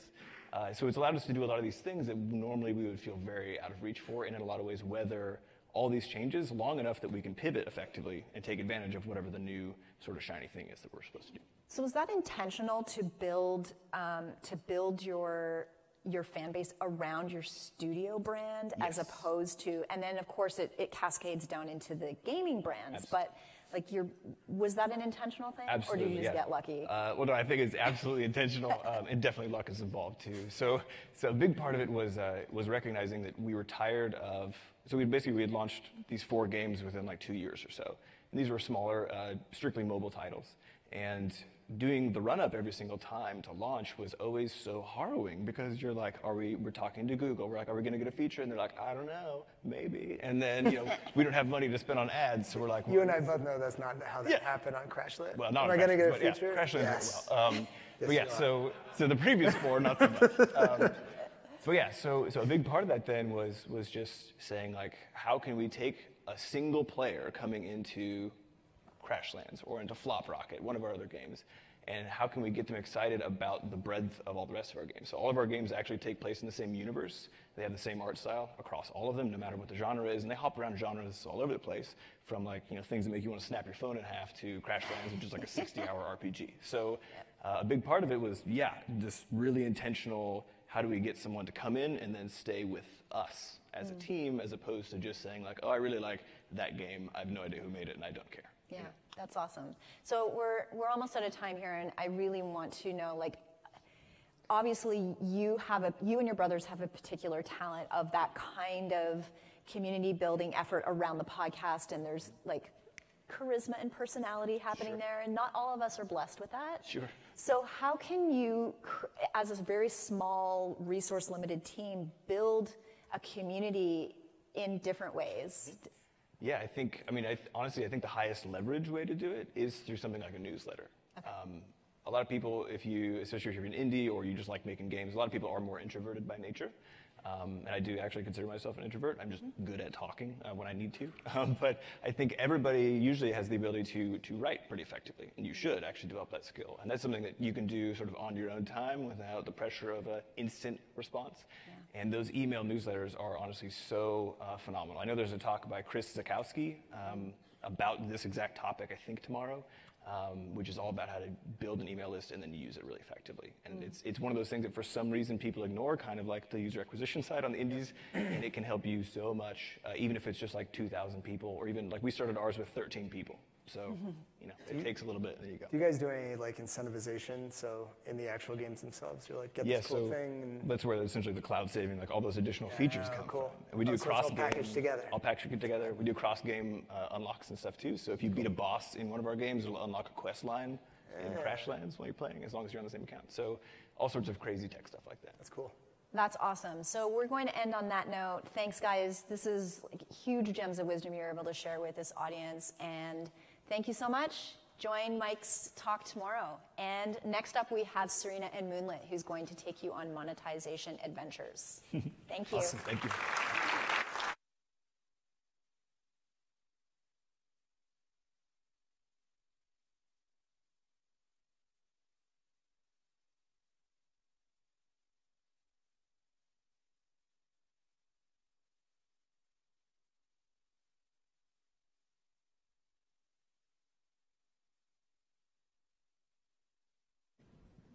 Thanks, Sarah. Hi everyone, my name is Serena, and I'm a Google Play BD based out of Beijing. We do fully overseas, so no rumors here. Today, me and my colleague Moonlit will be discussing on why revenue diversification is a must. We'll be going over the following agenda, starting from why diversification is important, followed by how Legendary and Kongregate were able to succeed with diversifying their revenue, and finally, we'll be focusing on how Google products aim to help you successfully adopt different business strategies. To start, why diversify? In the last few years, we've seen the emergence and success of genre-mashing titles. For example, we have DH Games' Idle Heroes, which combines the RPG gameplay with idle clicker assets. And we also have Pixelberry's Choices, which combines the player's love of storybooks with the ability to control the overall narrative. The genre-mashing trend therefore opens up more way of revenue diversification and innovation. Multiple genres allow for additional business models model combinations of IAPs, ads, and subscriptions. In addition to genre-matching titles in the real world, when we're trying to access a very diversified and good stock portfolio, it's important to not place all of your eggs in one basket. And therefore, this helps you diminish your overall risk. What better way to back this up? Well, we've plotted all of our top grossing titles on the chart that you see on your left and right. On the x-axis, we can see the percentage of revenue from the top 5% buyers, which means the more you're leaning toward your right, the more you're dependent on your revenue from your top HVUs. On the y-axis, we see the buyer reactivation rate, which is essentially how likely your players will come back after they're already churned. You can see an overall negative correlation here, which means that the more you're squeezing out of your buyers, the more they're less likely able to come back after they've already churned from the game. So we have a really nice little sweet spot marked by the yellow star, where it follows the philosophy that you would rather have everyone spend $1 in your game than to depend on that one person who's going to spend 100. So where can you start? We would like to encourage you to challenge the conventional thinking that we have. On this graph, we can see that essentially the lower the engagement and lower skill needed from your partner, from your players, you're more or less likely going to be expecting an ads-only game. On the other side of the spectrum, if you're expecting higher engagement and higher skill, you're more or less likely expecting an IAP and subscription-based game. What is important is to challenge this overall conventional thinking that the genre of your game should necessarily determine your monetization strategy in order to evolve your game economy with the evolution of games today. So just like the evolving game genres, gamers today have also evolved. So we're not talking about the 3 or 4 years ago players who are not really familiar with one of the strategies that are already present. So therefore, whether you have a casual or a mid-core game, a singular or a multi-genre title, you're still able to succeed with serving different monetization strategies to this new mature audience. So now let's take a look at how Legendary does it. Headquartered in Germany, Legendary is a hyper-casual and casual game developer founded in 2016 with their heart of development in Belarus. Starting all the way from the design stage of their game development, Legendary has always been very experimental with the way that they do their in-game revenue diversification. We're going to take a look at the 2 games we have right here. We have Tank Stars, which is a hyper-casual game, and we have Legendary Party Masters, which is an idle clicker and story-based game. I'll be using these 2 titles as examples of how Legendary has challenged the traditional gaming revenue strategy. At the designing stage of their games, all 3 monetizations have already been considered at the initial planning stage. From the start, Legendary is keen on combining all 3 methods that are possible in order to strive for the most optimized results. Therefore, when looking at their current titles, regardless of how the title actually is, you'll see different combinations of rewarded ads, IAP, and subscriptions. How do they do this? To Legendary, games is an art form, just like music and just like movies. Therefore, creating a great gaming experience for their partner is their #1 priority and is therefore the most important. With this in mind, they put their main focus on adding a lot of in-game assets for their players to consume. The focus of having really good content and in-depth content therefore leads to a more stable revenue stream. How is this content distributed? We're split into 2 different focuses. One, they use they are allowing the game currency to be distributed and consumed in any way the player chooses. So whether you're a payer or a non-payer, you're able to choose how you would like to experience your game. And two, gamers' loyalty. We were talking about LTV with Nacho, and therefore the importance of keeping your players inside your game through a lot of live ops opportunities and events.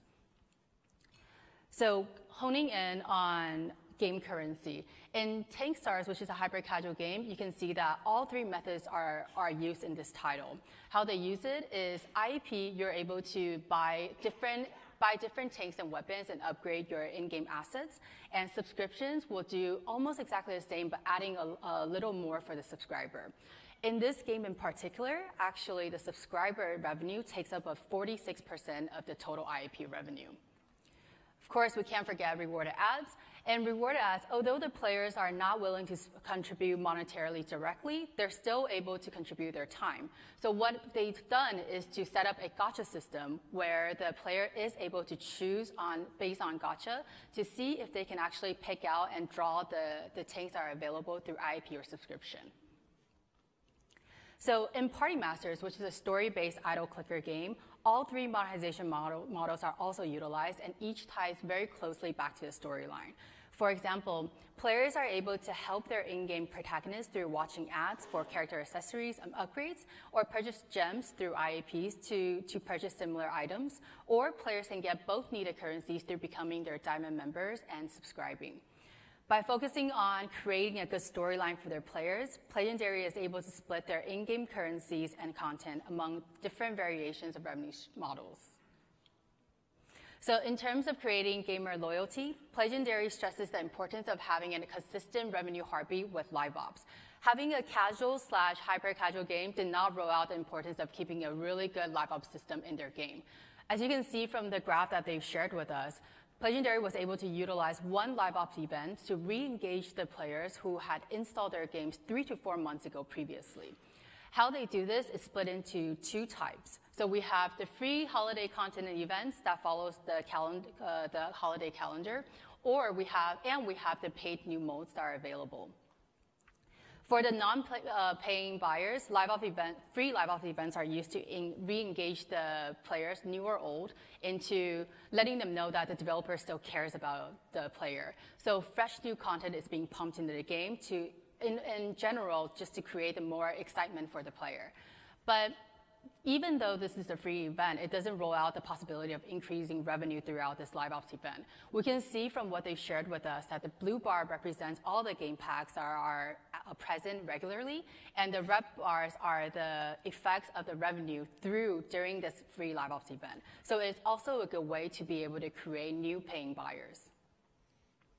So of course, paid content, therefore, is the most direct way to stimulate your overall monetization for your players, new and old. So this is the method where you can also create the excitement, but at the same time, create more places where people are able to engage and become a new buyer. Overall, the live ops account for 40% of their total IAP revenue. So as Legendary has shown through their games, having more content creates more possibility of adding different revenue streams. With the flexibility of allowing players to choose how they can consume in-game content, as well as creating live ops events to ensure player engagement and re-engagement, Legendary was able to see a healthy revenue stream regardless of the different genres they have.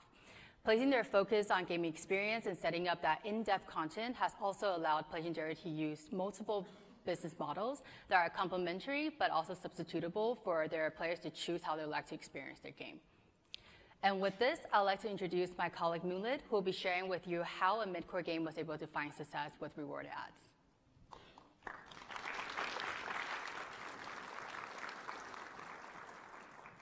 Thank you, Serena. Hello, everyone. My name is Moonlit. I'm a business development manager at Google Play Games, based in Mountain View.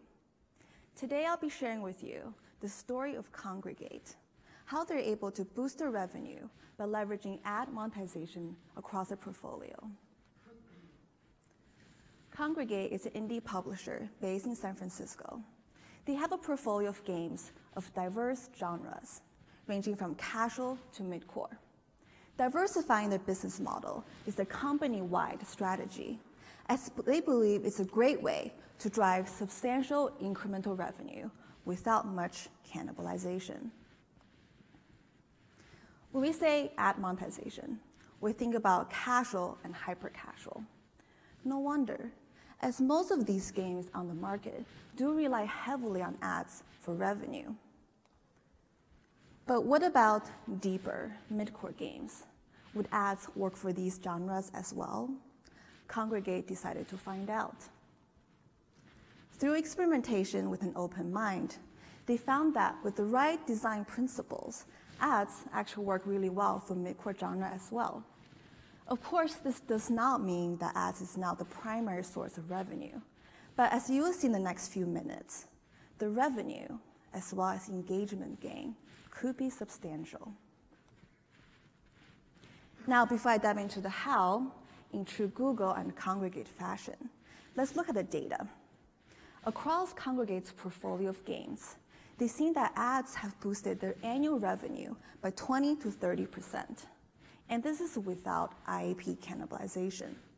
Moreover, depending on the game, ads can contribute up to 10 to 70% of total revenue. So how do they do it? Two things. First, Kongregate launched all new games with ad integration since Q4 2016. And two, this growth is a result of intentional ad integration and deliberate ad management. Now let's double click on the ad revenue. They found that rewarded ads has a larger market share on mobile, which is 70 to 80% of all ads revenue. Therefore, rewarded ads is what we'll focus on in the next case study. Now, regardless of genre, there are 4 design principles when you implement rewarded ads. First, for the ads to be part of players' habit, tie the entry points into the core loop of the gameplay. Second, grant rewards that's meaningful and help players progress. Make sure the rewards also scale as players advance in-game. For example, if you only give out a fixed amount of currency, and as players level up, this amount will quickly become negligible as players level up and in-game inflation kicks in. Third, in terms of placement, the ads should be accessible for everyone, ideally on the main homepage, but ensure it's not intrusive or detrimental to the user experience. And last, make sure that the experience itself is also fun. Inject some humor and delight by tying it into the fiction of the game world. The case study we'll look at together is from Animation Throwdown. It's a mid-core card-collecting battler game that Kongregate launched in September of 2016. Together, we'll walk through 3 different ad units that have been added in the game over time, as well as their impact and the KPIs. The first ad unit was available at launch. It's a standard ad unit that provided better rewards for all battles played while the bonus is active. Let's tie this back to design principles. First, the ad unit reinforces the core game mechanic of battles. Second, the reward also scales. Because it's applied as a percentage, thus it remains relevant regardless of which level the player is at. And third, this ad design also encourages repeated engagement, as players can stack the bonuses by watching multiple ads. The second ad unit was inspired by the game Burrito Bison, which is a casual game in Kongregate's portfolio. Burrito Bison added an ad unit that was very, very successful, called the Piñata. As the name implies, you reward something by randomly drop the rewards. Now, after seeing the great results from Burrito Bison, the Animation Throwdown team also implemented this in their own game by randomly dropping locked ad crates as battle rewards, which can be unlocked by watching an ad. Now, let's tie this back to the design principles. First, this ad, once again, reinforces the core game mechanic of battles. Second, because the reward is randomized, it can scale depending on what level the player is. The third ad unit was added more recently. Now, one of the core game mechanics in this game is allowing players to combine two cards into a more powerful combo. But this combo has to first be discovered through research. Knowing that players engage with the research slots every day, the Animation Throwdown team added a third research slot that is only activated through ads. They also set a clear expectation that to activate the research timer, players will have to tap a button to start watching an ad. Now tie this back to the design principles. First, once again, this reinforces the core game mechanic of deck improvement. Second, in terms of placement, the ad research slot is prominently placed next to the other research slots, but again, the user initiates ad viewing experience. Now, let's look at the KPIs and impact. The two most important metrics for rewarded ads is first, the number of ads viewed per player per day. As you can see on this graph here, from the original reward bonus, which is the blue bar, to adding the second ad crate, the green bar, they were able to increase the number of ads viewed per player per day to the target of 7 and remain stable since. But you might be wondering, why didn't it grow more with the third ad unit added, which is the research slot with the yellow bars? Congregate told me that it's actually very important to keep this metric steady and balanced as to not overwhelm the players. Therefore, they designed the ad experience such that the reward and benefits is optimized when players watch between 6 and 8 ads per day. The second important metric is ad engagement, or how many players watch ads as a percentage of DAU. This is the metric to maximize within each game. Strong engagement comes from diversifying the ad units, thus to increase the percentage of players engaging. And this is why Congregate designed 3 ad units that we just covered earlier.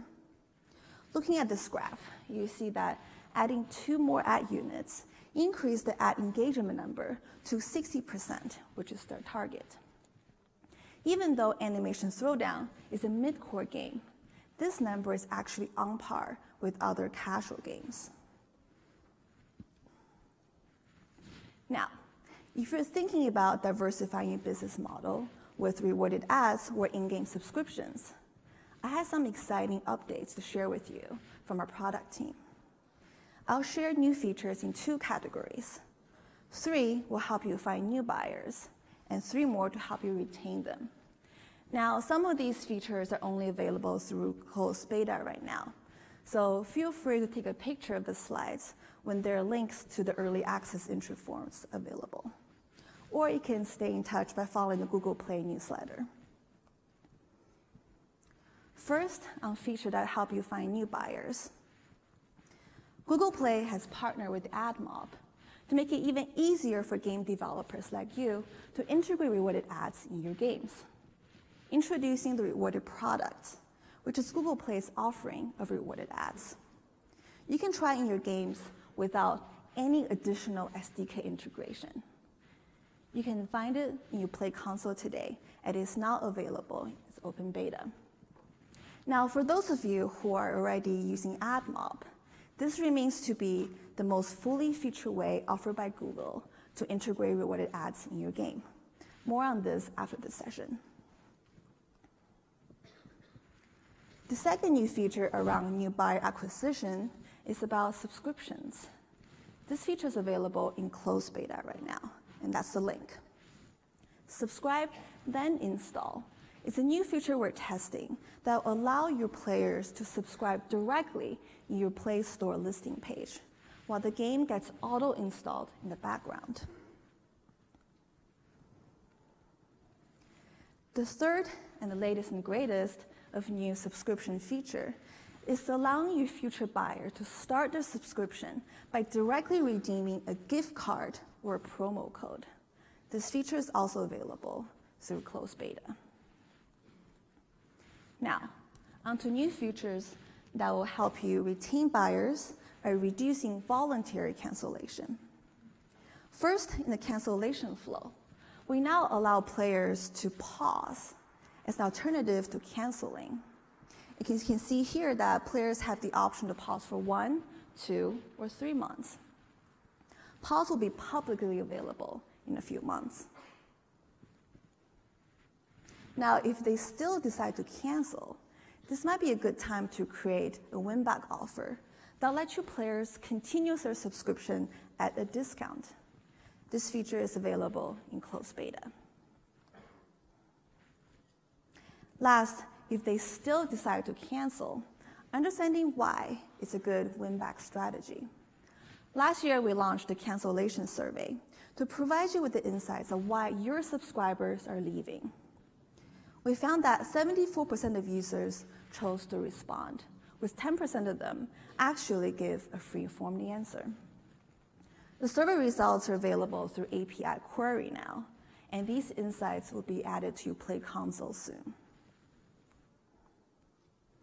Now, as you think about the takeaways for this session, I have 3 wishes for you. First, I hope you found the inspiration to reinvent your monetization strategy. Second, I hope you believe now that your past doesn't necessarily dictate your future. And last, I hope you will all go back to your teams and ask, how can we diversify more? I am excited to see how you will innovate and defy conventional thinking. Would it be through business model diversification, regardless of genre, or maybe more? Thank you, everyone. Next, I'd like to introduce Duke, Director of Product from AdMob, to go deeper on ads.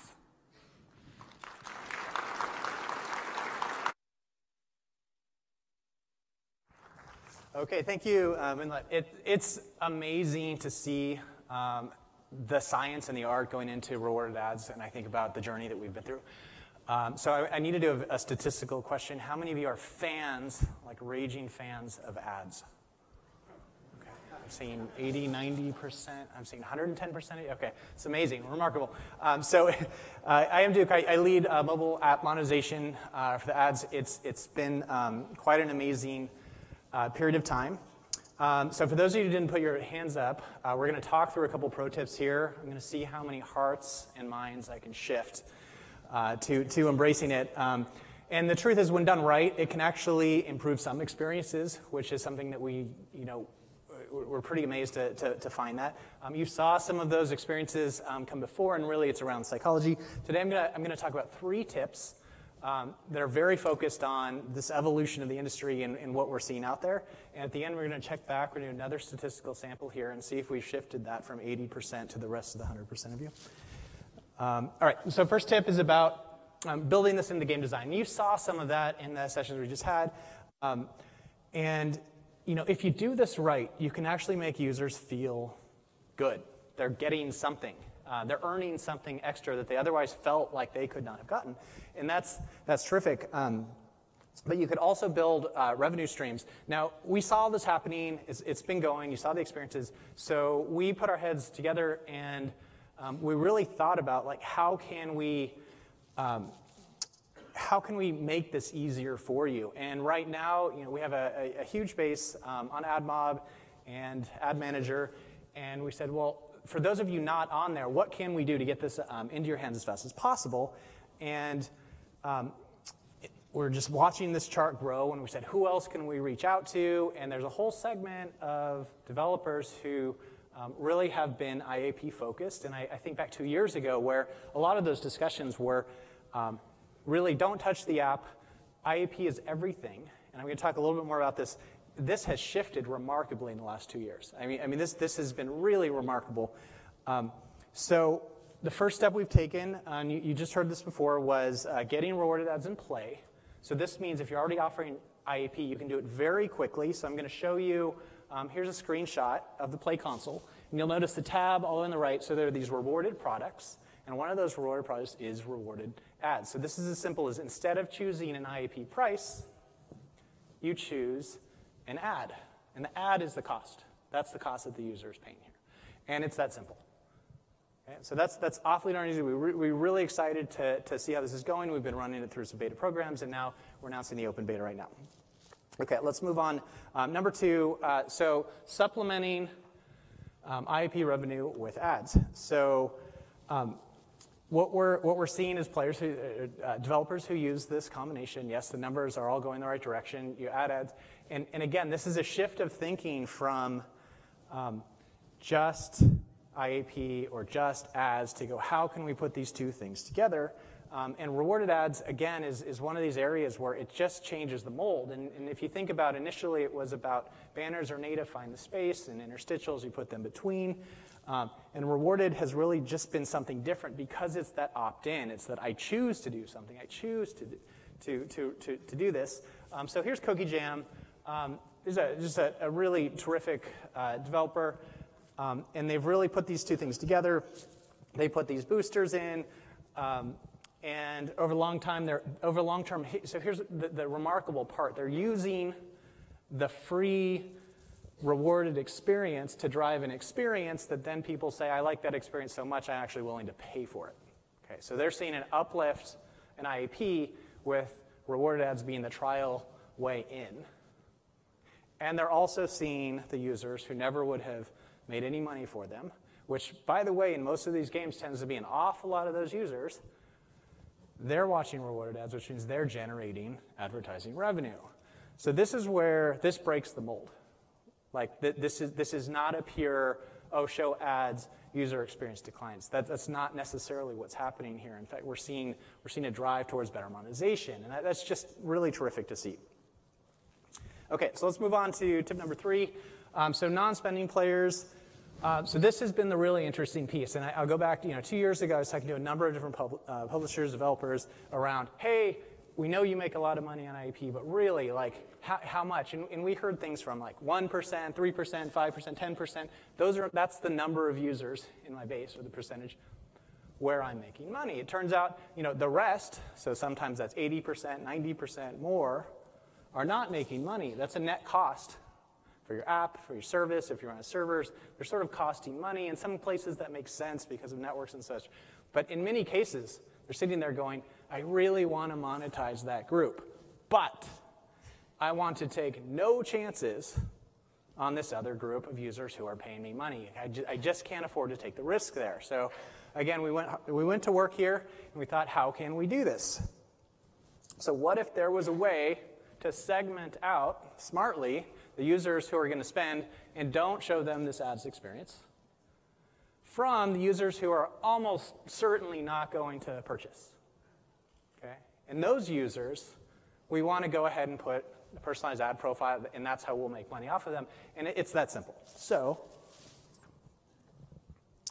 here's the example. You've got the game on the left, a mission overview, and we segment this. We use our machine learning to figure out what's going on here. Who's the spender? Okay, they follow the path up at the top. Who's not the spender? Unlikely to make a purchase, very unlikely to make a purchase. We send them through. We give them the ad unit experience. So we tailored this to the profile of the consumer and how they prefer to help pay for the app. So this is pretty big news, because now we're taking a risk-free approach to generating more revenue here. So it's first step.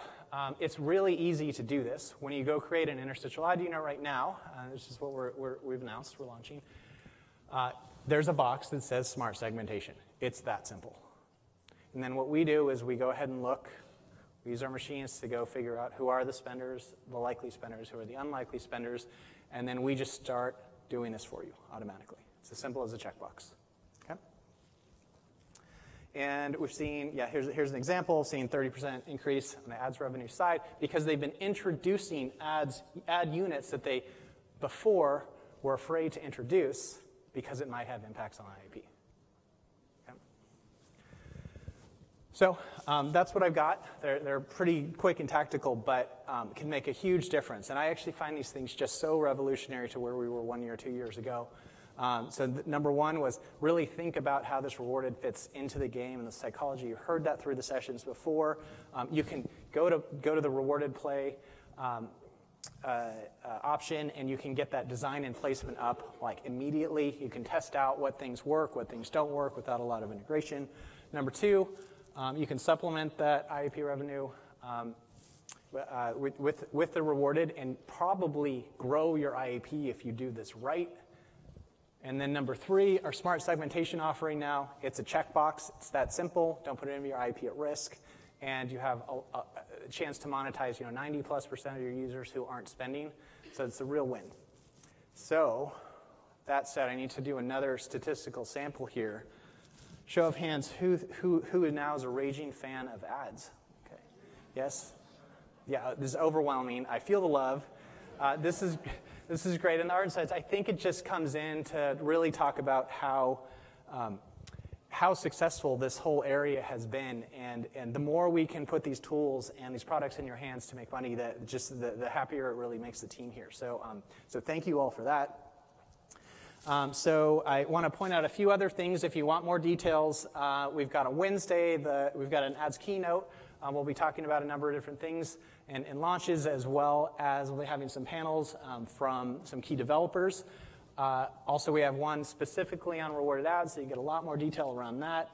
And then on Thursday, we've got pro tips. A lot of these are at our booth, so you can go ahead and talk with folks. We'll have different people there you can talk to if you have specific questions as well. And then last, I would like to invite you to take the short survey. Event survey from coming here. Tell us how we're doing. We want to make sure that we're really getting you the best information we can get you. And then, and up next, we've got after lunch, we've got a session, Create, Connect, and Scale with Google. And with that, we've got lunch coming up now. So enjoy your lunch. Thank you, everybody.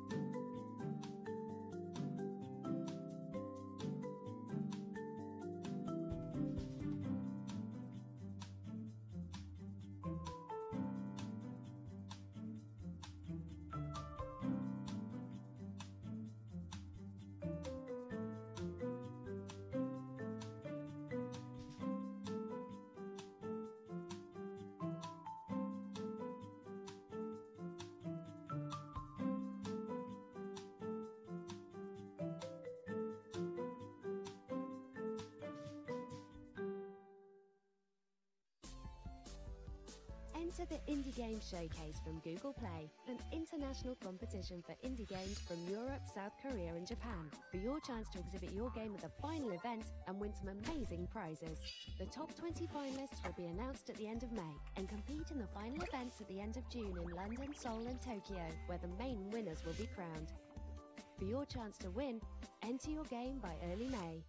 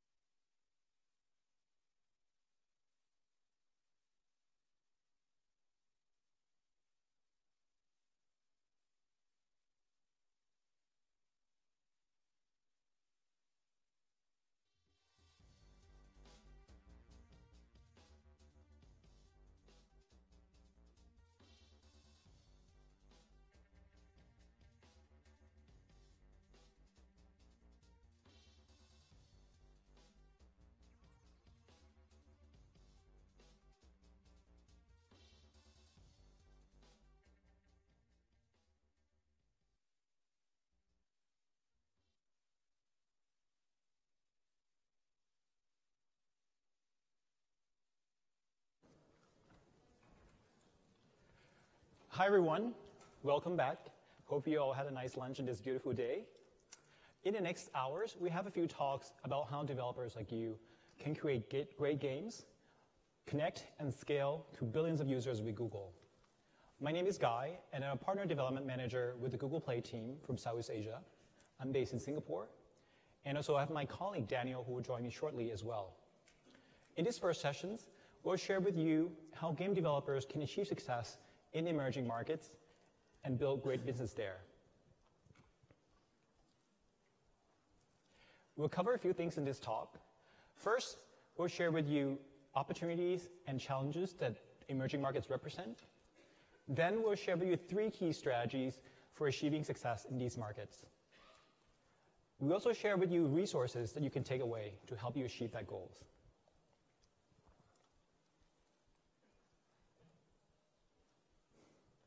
The reason we want to talk to you about emerging market because we know it is a big business opportunities for game developers. However, these markets may not be as familiar to many of you who may have been focused a bit more on developed markets like the US market, Europe, Japan, and Korea. But first, let's talk about what do we mean by emerging markets. Emerging markets are countries and regions that are in growth stage, and they share some common characteristics. These markets have large and fast-growing smartphone user base. Income level of users in these markets are growing rapidly, although they may be lower in developed market, typically maybe a quarter to a third. In these markets, we also see much higher proportion of entry or mid-level devices with lower specs. Credit card ownership and usage in these markets are also lower. Geographically, emerging markets cover a very large area and include key markets like India, Southeast Asia, Latin America, Middle East, and North Africa. As I mentioned, emerging markets have a lot of smartphone users and it's growing rapidly. Of the 4 billion forecasted Android devices that's projected to be in the markets over the next few years, many of them are already in emerging markets. 2/3 of Android devices sold today are already in emerging markets, and this represents a huge opportunity for developers to tap into a very large user base. And the good news is it's not just the number of smartphone users in these markets. We're seeing very strong momentum in in-app purchases and monetization in these markets as well. Today, among the top 20 grossing markets on Google Play, 7 of them are emerging markets. Consumer spending in these markets also growing rapidly. They have doubled in the past 2 years and continue to grow rapidly also. Now, I hope that you are excited about the opportunities in emerging markets. And we would like to share with you 3 key strategies for helping you to become successful in these regions. First, you should consider optimizing your games for entry and mid-level smartphones in emerging markets. 2, consider localizing and culturalizing your games for users in these markets where English may not be the first language. And 3, consider adjusting price points for your games so that they are more affordable for users in these markets. We'll go through each of these in more details, and I'll start with optimizing your games for smartphones in emerging markets. In emerging markets, users really care about the app size. This is often because entry-level phones in emerging markets come with lower storage, or sometimes data connectivity is just expensive, so it's costly for users in these markets to download apps. And we've seen this translate to user concerns. In Indonesia, half of the users have told us in a survey that they really want to know how much data an app will use or how much space an app would take on their phone. In Brazil, we have heard many users mention that they don't download apps or they don't end up purchasing premium games because they run out of space on their phones. And it's not just user concerns. We've seen this translate to metrics that impact developer performance. In emerging markets, we've seen that larger apps result in lower download success rates. For every 10 megabyte increase in APK size, developer sees 1.5% drop in app install conversion.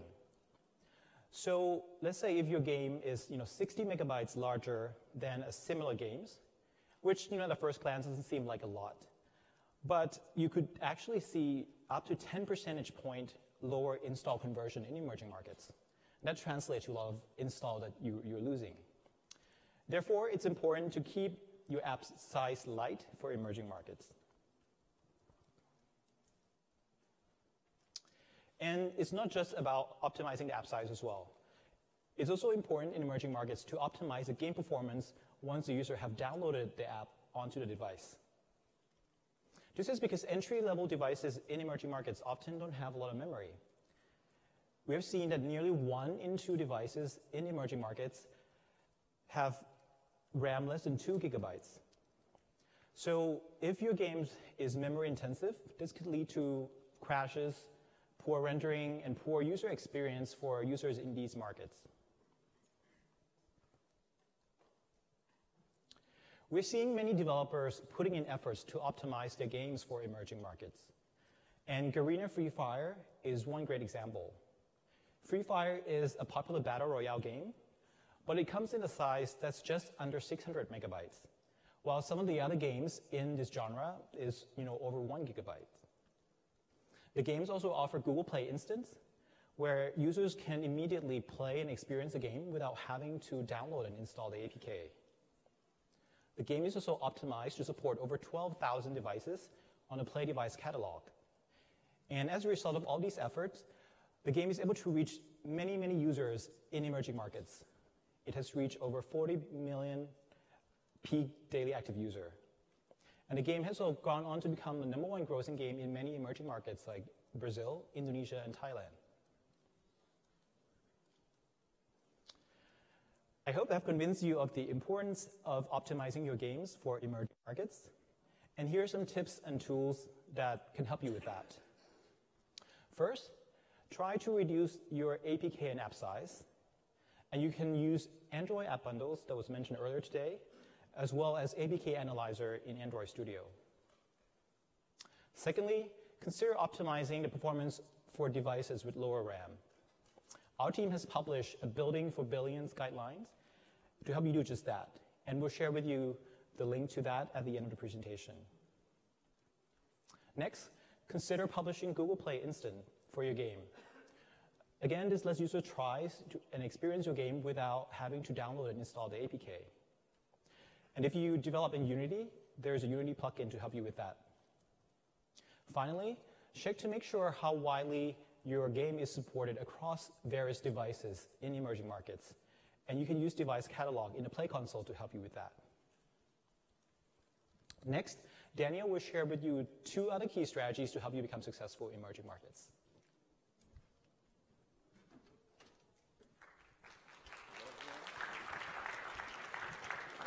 Hello, everyone. Our second strategy is related to localization and culturalization of your games for emerging markets. Localization is really, really important for these markets, and the reason for that is that the English proficiency is really low. So it isn't a surprise that when we check the top 20 grossing titles in these regions, the vast majority of them are localized not only on its store listings, but specifically in-game.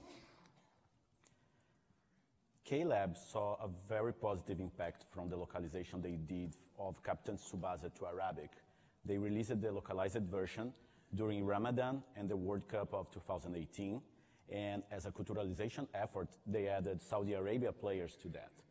As a result, they saw that the installs increased 7-fold, and the current revenues that they see from Arabic-speaking countries exceeds the ones from English-speaking countries. Another aspect to take in mind is the packaging of your game for emerging markets. And by packaging, I mean the store listings. They need to be adapted to the local preferences. Supercell does a great job by adapting their screenshots to the cultural tastes of each country. Here you can see the difference between the Brazilian one versus the Japanese one. So, some tips for localizing. adapt your packaging. And in order to do this, we provide you the store listing experiment tool where you can try different configurations of your store listing, and also the country targeting tool so you can have different store listing for each country. Also, try to understand cultural references and special dates. This will generate several interesting sites so you can create custom events, custom content, and special sales that are tailored to each market. Also, each country has its preferred marketing channels and social networks that provide more traction there. So be sure to understand the digital landscape, and working with some digital agencies there might speed up your learning curve. And our last strategy relates to adjusting your price point for emerging markets. As different countries have different levels of income per capita, and consequently different levels of purchasing power, some successful products and services already adapt their price points to the local realities. And in emerging markets, there is usually less disposable income for entertainment products, so the users there might face some interesting decisions. Shall I buy some gems, or shall I buy 1 month of a streaming video service? Shall I buy a nice burger combo or this custom product within a game? So here we would like to provide you with some of the most common price points for these goods, specifically for Brazil, Mexico, Thailand, and Indonesia. And it isn't a surprise that when we check it, that the price points that drive the majority of the revenue in emerging markets, they are more friendly to the local population. So there is effectively a trade-off between the average revenue per paying user for a broader buyer base. And when we compare the price points that generate half of the revenue in emerging markets, they are usually in a range of 10 to 25% of the price points that generate half of the revenue on developed markets.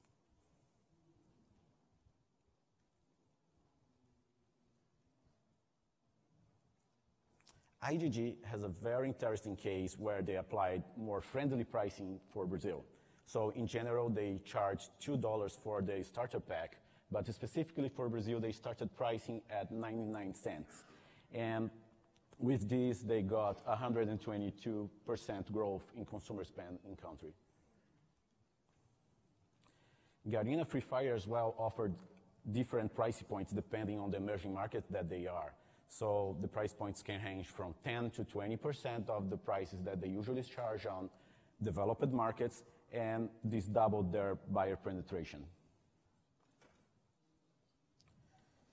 As some general tips, it's important to understand what is the acceptable price points for some emerging markets. Recall that as people have less disposable income, they will be always comparing their entertainment options.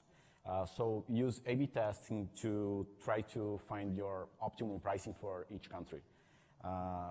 It's worth to remember that Google Play allows you to charge prices that are below $1 in 17 countries, and the majority of these countries are on emerging markets. So this can broaden up your price range that can be tested through A/B testing.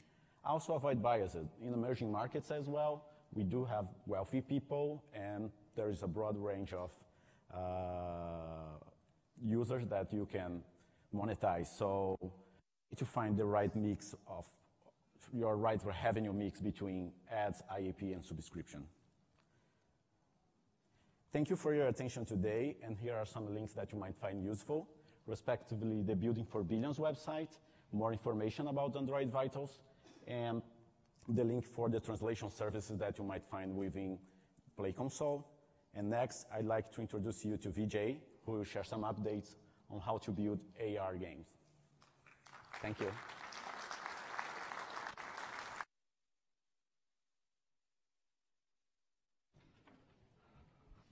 Thank you. It's good afternoon. It's great to be here at GDC. I'm Vijay Shankar, and I lead product for ARCore.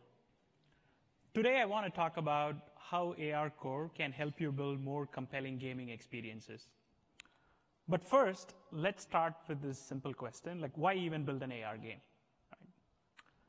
I believe the answer, both from a gaming and an overall computing perspective, is that this gets users a more engaging experience when the digital and the physical worlds intersect. This, if you're able to accomplish the intersection of the digital and the physical world, opens the door for more engaging experiences that I think are going to be a lot more realistic, a lot more intuitive for users to play, and more importantly, a lot more fun. Speaking of fun, if you look at the history of gaming, predominantly like games and the magic that's come from games has been the ability to pull users from the real world into the digital one. But now with augmented reality, you can actually flip that. You can bring the imagination and the fantasy right to the users in their own physical space. We think that's extremely powerful. As I'm sure you all would agree, like that's a lot easier said than done. So we've been giving a lot of thought into what are the key ingredients required from a tech enablement perspective to make compelling gaming experiences in AR. And we think there are three underlying ones. Number one is the game and the tech needs to be perceptive. What does this mean? In order to augment reality, you need to be able to have your device understand the places, object, and people around you. And number two is immersion. For something to be immersive, like the virtual objects in your gaming experience need to blend seamlessly into the user's environment. This is what makes your gaming experience more realistic. And three, which we think is equally important, is all AR experiences need to be available across devices and platforms, be it iOS or Android. If you look at the real world, like building perceptive, immersive, and accessible experiences is fairly straightforward. We don't even think much about it because it's intuitive and natural. But for the camera in our mobile devices, it's not so much. And that's the reason we built ARCore. We want to give you simple yet powerful tools to help connect the physical and the digital world. Now let's actually dig into some of these tools and how they can enable you to build compelling experiences. So let's first start with perception. Like we had discussed, there are three underlying areas that we need to enable for perception. The ability for the device to understand places, objects, and then people. Everything starts with places and environmental understanding with AR.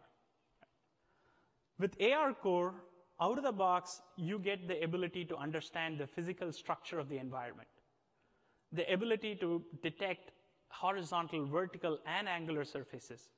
So may it be a wall, the ground, or a table, we have you covered in terms of our ability to find a plane.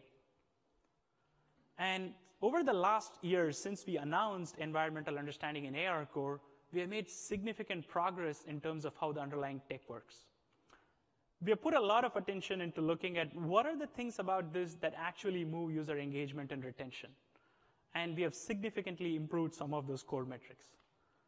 These could be things such as the probability of finding planes, or the time it takes for your user to find that first plane to create that aha moment. So we are super excited to see like how these changes are going to help you build more compelling games. Let's now talk about objects. One example is the Augmented Images API. This helps you track and recognize 2D images and then be able to like kick off immersive 3D experiences off of them. And all we need from you is to give us a database of the images and the associated 3D content you want to trigger. It's that simple. And this unlocks the ability for you to create immersive experiences around the user by tapping into everyday things. It could be a poster or a cereal box. So we spoke about places and objects. Let's talk about faces in people, like which are a lot more complex. Even the smallest of movements and changes, like the arch of an eyebrow, can drastically change the meaning and the expression someone is trying to convey. And which is why we are super excited about the Augmented Faces API that we launched last month. It is a high-quality 468-point 3D mesh that can detect even this minute list of actions that users take, and then trigger powerful experiences off of them. We're really excited to see some of the experiences you can build with the Augmented Faces API. These were some examples of the perceptive capabilities in AR Core. Let's now talk about immersion. As we had discussed earlier, for something to feel like it's actually with you, this could be a gaming element or a character. For it to actually feel real, it needs to move and react to the real-world environment, just like you and I or a real object would. And that is a really hard problem. I want to talk about a couple of things that AR Core does to make that happen seamlessly. The first one is motion tracking. By combining the data from the camera and the IMU, we are able to provide your device the capability to have both position and orientation and track itself with respect to the rest of the real world. And this actually enables your camera and your device to perform and work like your own eyes. And again, this is one area where we have made significant improvements since we launched this last year. And the second one I want to talk about with immersion is lighting. We need to really get lighting right, or it breaks the illusion. The virtual content in your gaming experiences need to react to the same way to changes in real-world lighting like real objects would. And that's a hard problem. And you get that out of the box with AR Core. So we spoke about some of the perceptive and immersive capabilities. I now want to talk about how AR Core is making this more accessible and why that's equally important. I'm sure we all would agree, gaming is inherently more fun with your friends.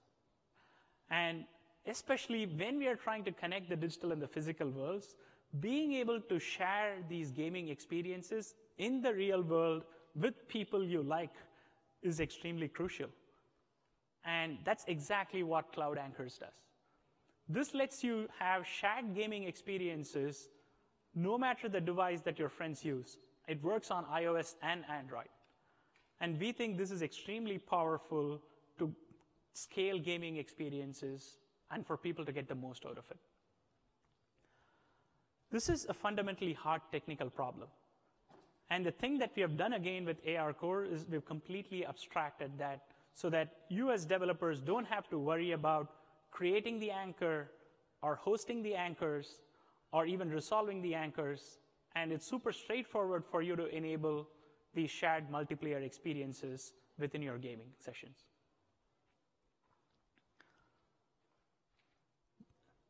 The other piece of feedback that we had gotten over the last year is building these high-quality interactions is actually extremely hard, right? This is a new concept, and it's fairly complex. So one of the things that we heard from developers is we would like not spend as much time worrying about these interactions, but spend more time on what we do best, which is building the gaming experience itself. And this is why we spent a lot of time thinking through these interactions, and we launched the AR Elements Design Guidelines app to make this extremely simple for you to tap into. So this app is a collection of the underlying UX primitives and principles that you would need to build all these high-quality AR interactions. For example, this could be, how do you help users understand motion tracking and help them find their first plane in an engaging way? Or how do you make this simple and interesting for your users to start a shared multiplayer session? So we have thought through all those little details based on our experience at Google building first-party AR experiences and speaking with a lot of developers who work on AR experiences overall. So we're really excited to share this with you, and we would love to hear your feedback on what more you would like to see around these design guidelines. So you can get this app today on the Play Store, or you can also get it as part of the Unity SDK. The other thing I want to call out, continuing on the theme of accessibility, is AR Core is available with our SDKs on Unity, Unreal, Android, and iOS, like we had spoken about. We want to make it super easy for you to work on the platform of your choice and make it super simple for you to get started. Today, AR Core is available on over 250 million devices, and that number continues to grow as we speak. I just want to bring this back together with a couple of examples to illustrate what we have been talking about. The first two here, Jurassic World Alive and Walking Dead, are examples where they combine the power of AR Core and the Google Maps platform to build amazing content and gaming experiences to the real world. The other one is one of my personal favorites from Tender Claws, which is about how do you use players' facial expressions to control the gameplay and use the emotions and expressions to control virtual objects within the game. And while you're at GDC this week, I would highly encourage you to go check out the AR Core booth, where we have an Escape the Room AR demo that is super compelling and gives you a flavor for what magic happens when you connect the digital and the physical world.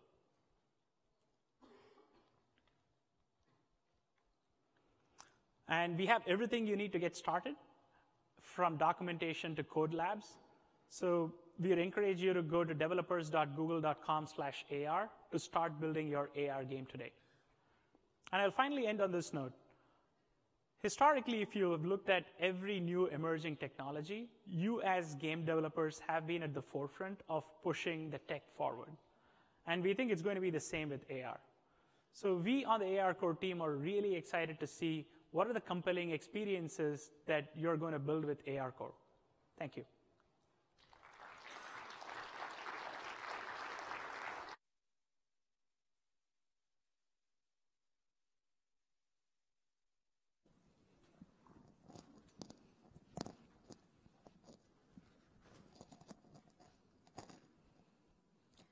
Hi there, my name is Lisa Takehana, and I'm a game designer at Google. And today, I'm going to be talking about a different kind of game that you can play on your mobile devices, and it's a fairly new industry still, and that's voice games. And specifically, I'm going to be talking about designing voice games for the Google Assistant platform. In the next 15 minutes, I'm going to be talking about why we think voice games are on the rise and the potential we see in this market. And then we're going to be sharing a couple games that we built at Google. And lastly, we want to share a lot of the learnings that we went through when we were designing these games. Again, it's a fairly new industry, and there's still a lot of unknowns, and there's a lot of trial and error when we were developing these games. Let me introduce you to the Google Assistant, which is Google's virtual helper controlled by your voice. The devices you see here have the Google Assistant built in, which means it has a microphone for voice input and also a speaker for the devices to respond. These devices are collectively known in the industry as smart speakers. So in 2016, it began with the Google Home, which is the Google Assistant with the speaker only, but then it expanded to other types of hardware depending on different user needs. So for example, we have the Google Home Mini, which is a smaller version of the Google Home, and this one has a better price point. And then we also have the Google Home Max, which is a larger version with better speakers. Last year, we also introduced the Google Home Hub, which is the Google Assistant with a visual display built in, but still powered by your voice. And as with any new media technology, it takes some time for users to get used to them. Here's a graph showing adoption rates of all the different types of new media that came out. So, for example, we have cable TV, smartphones, and internet over the past half a century. And then you can see the bottom right here, those are smart speakers. And you can still see that it's in pretty early stages in terms of user adoption. And what are these users doing with these smart speakers? Well, based on this research by Adobe, we know that most users are using them for things like media, so maybe listening to music or listening to a podcast or the news, but we also know that they're using it for things like productivity. So those are going to be things like checking your calendar, asking for the weather. But we also know that there's a fairly large user base of people who are asking for fun things. So for example, you can ask the Google Assistant what its favorite color is, what kind of food it likes to eat, what kind of animal it likes. And we also have games available on the Google Assistant that you can play. And these are really great platforms for multiplayer because they're designed to be placed in communal areas in a home. So this is a really great device that you can put in, let's say, a living room or a kitchen. So this is a really great multiplayer platform for family game night, or if you want to play games with your friends and roommates on the Friday night. We built a couple of multiplayer games that we're showcasing here using the Google Assistant. The first one is a trivia game called Are You Feeling Lucky? And this is an experience that's available on all Google Assistant surfaces, but it's best played on the Home Hub, which we launched last year with the visual display. And in this trivia game, you have the Google Assistant asking the users questions and acting as a game show host, and you have this back and forth interaction. And of course, we also have a class of game, Mad Libs, that's also available on the Google Assistant. So again, fairly new industry. There is a lot of trial and error, and there is a lot of growing pains that came about when we were trying to design these games. There aren't a lot of voice games out there still, and so we wanted to share some of the tips and tricks that we learned while we were developing these games so that you can take these learnings home and try to build your own exciting voice games. So as with any game, you first want to think about what the core mechanic of your game is. Simply put, what kind of game are you building? But when you have your voice as the controller and the feedback being audio only, this can be pretty tricky and pretty challenging. So for example, games like trivia and quizzes are a little bit more intuitive to build for voice because there's less information that users need to retain while they're playing these games. So with Are You Feeling Lucky, the trivia game where you have the Google Assistant playing as the host, the only information that the users really need to retain in this back and forth exchange is probably just a question and maybe the answer options. The progression is linear. We're not really introducing a lot of complex characters. We don't really have crazy worlds that you're exploring, which makes it really easy for players to track even without visuals. On the other hand, when you're trying to build a game like, let's say, chess, where it's very visual when you want to track all the pieces, or an RPG, you might have a lot of characters, and those characters might have stats, and you might have all these different worlds that you're exploring and all these objects that you're interacting with, which makes it a little bit trickier when players don't have a visual reference in front of them. I'm not discouraging you from designing these types of games. I'm just saying that it could be a little bit more challenging without maybe asking the players to take notes along the way. Setting the stage or the narrative plays a really crucial part in any game, but there's another layer to this challenge when you're designing a voice game, and that's figuring out what role the narrator plays in your game. So when I mentioned the trivia game, again, we have this game show host type of game, and the Google Assistant is your game show host. Inversely, if you have a game like a Halloween-themed game, then maybe your narrator is a ghost or a zombie. If you have a Christmas game, maybe it's Santa Claus.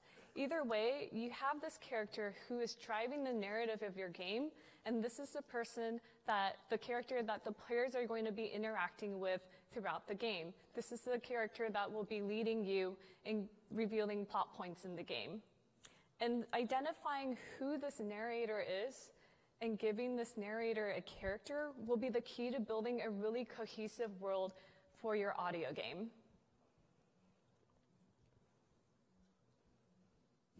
The third tip is, now that you have the world and the character that drives it, you want to start writing the script or the dialogue that the characters and the players will be reciting back and forth. As I mentioned earlier, because the player input is voice and the output is audio, the key to writing a successful dialogue is keeping it simple so that players can retain all that information and keep track of the game. The best way for you to tell if a game is too complex is by prototyping by role-playing. So you can ask someone to sit down and read the lines of the narrator, and the player can try to respond naturally as they can to see if there are any holes in your script or your dialogue. If you see that the player is getting stuck in parts of the game, you can tell that maybe your game is too complex and that the dialogue is not quite written well as you like it to be. So at this point in your voice game, the only thing you have is dialogue, which is a little bit dull. So we want to be adding a little bit more richness into your game. And you can really accomplish this, of course, because it's an audio game by sound design. And we split this up into two different categories. One is background music, and this could be a musical track, or it could be something that's more ambient. So for example, if you have your Halloween game, maybe it's just wind or water or something of that sort. And then you also have sound effects. So now you want to be adding the rustling leaves and things like that. You could also use the sound effects to not only identify objects that are in your game, but also use them as player cues as well.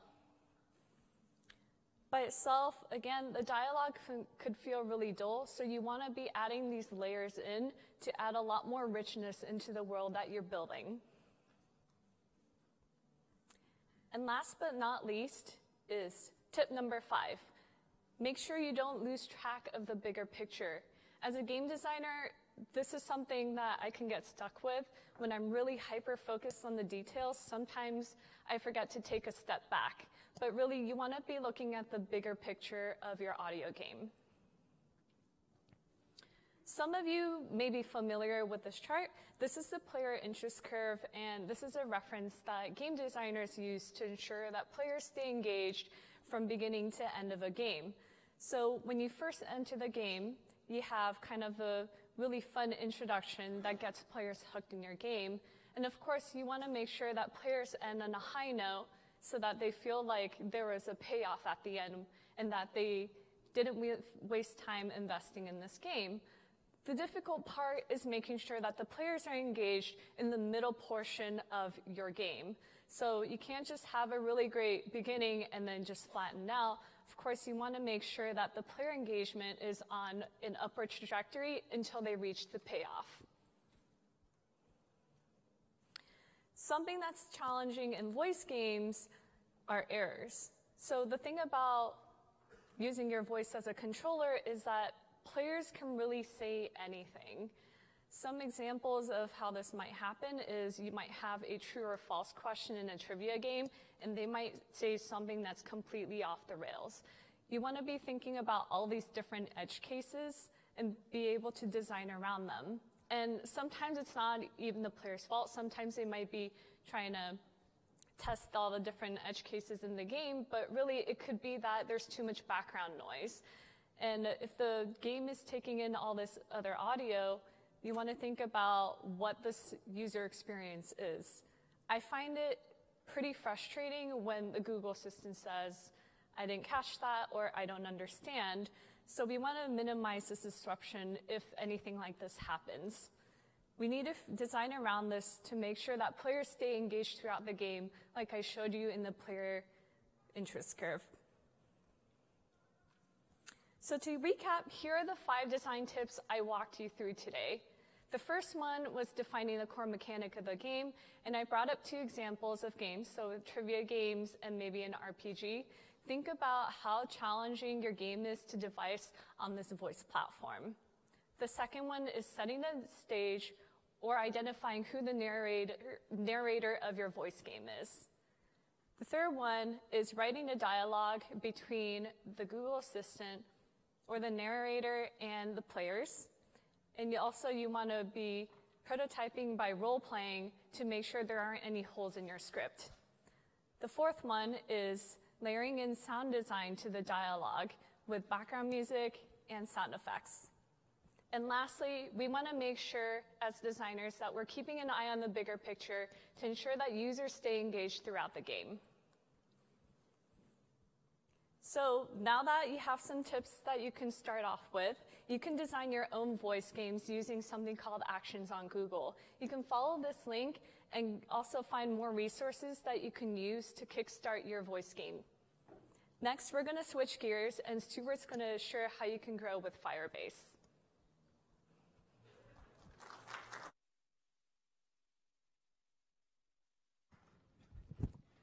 Hello, I'm Stuart Miles, and I'm a lead on the Firebase for Games team, and I'm here to talk about growing your game with Firebase. So what is Firebase? Hands up, anyone know what Firebase is in the room? Oh wow, we've got a lot of Firebase users in here, that's really awesome. So Firebase is a mobile development platform from Google that extends Google Cloud Platform. Firebase products are designed so that you do not need a custom server between your game clients and Google Cloud. So you can build many connected games primarily by writing client-side code. It's pretty cool. We have 1.5 million monthly active apps currently using Firebase.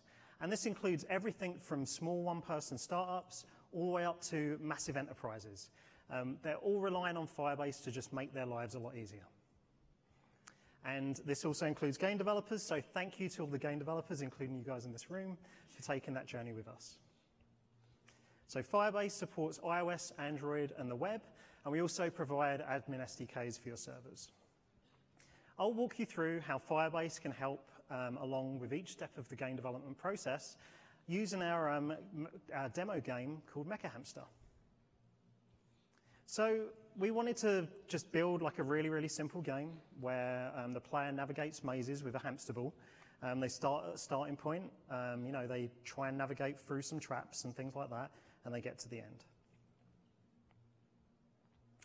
After we had a rough idea for the design, we decided to start building the game. So we chose the Unity SDK, and Unity is the engine as a whole to develop the game. However, Firebase integrates easily into iOS or Android games, whether you're a C++ developer and you've got a C++ engine or Unity. As of today, also, if you're a C++ developer, we've open sourced our C++ SDK, so you'll have the option to integrate that into your games. This provides visibility into your code, enables control over fixes and improvements, and allows you to port functionality to new platforms as well.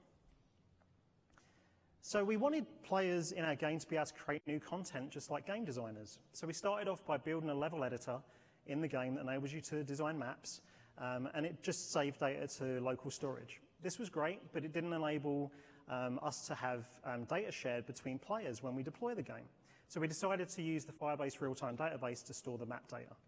Since the real-time database can also notify clients when data changes, it would be possible for us to add collaborative editing features like Google Docs in future.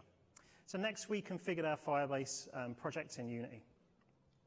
We navigated to a web browser, went to the Firebase console, created a project, and a few seconds later, we added the Unity app to the project. You can add multiple apps to a project, allowing multiple SKUs of a game to share the same game data.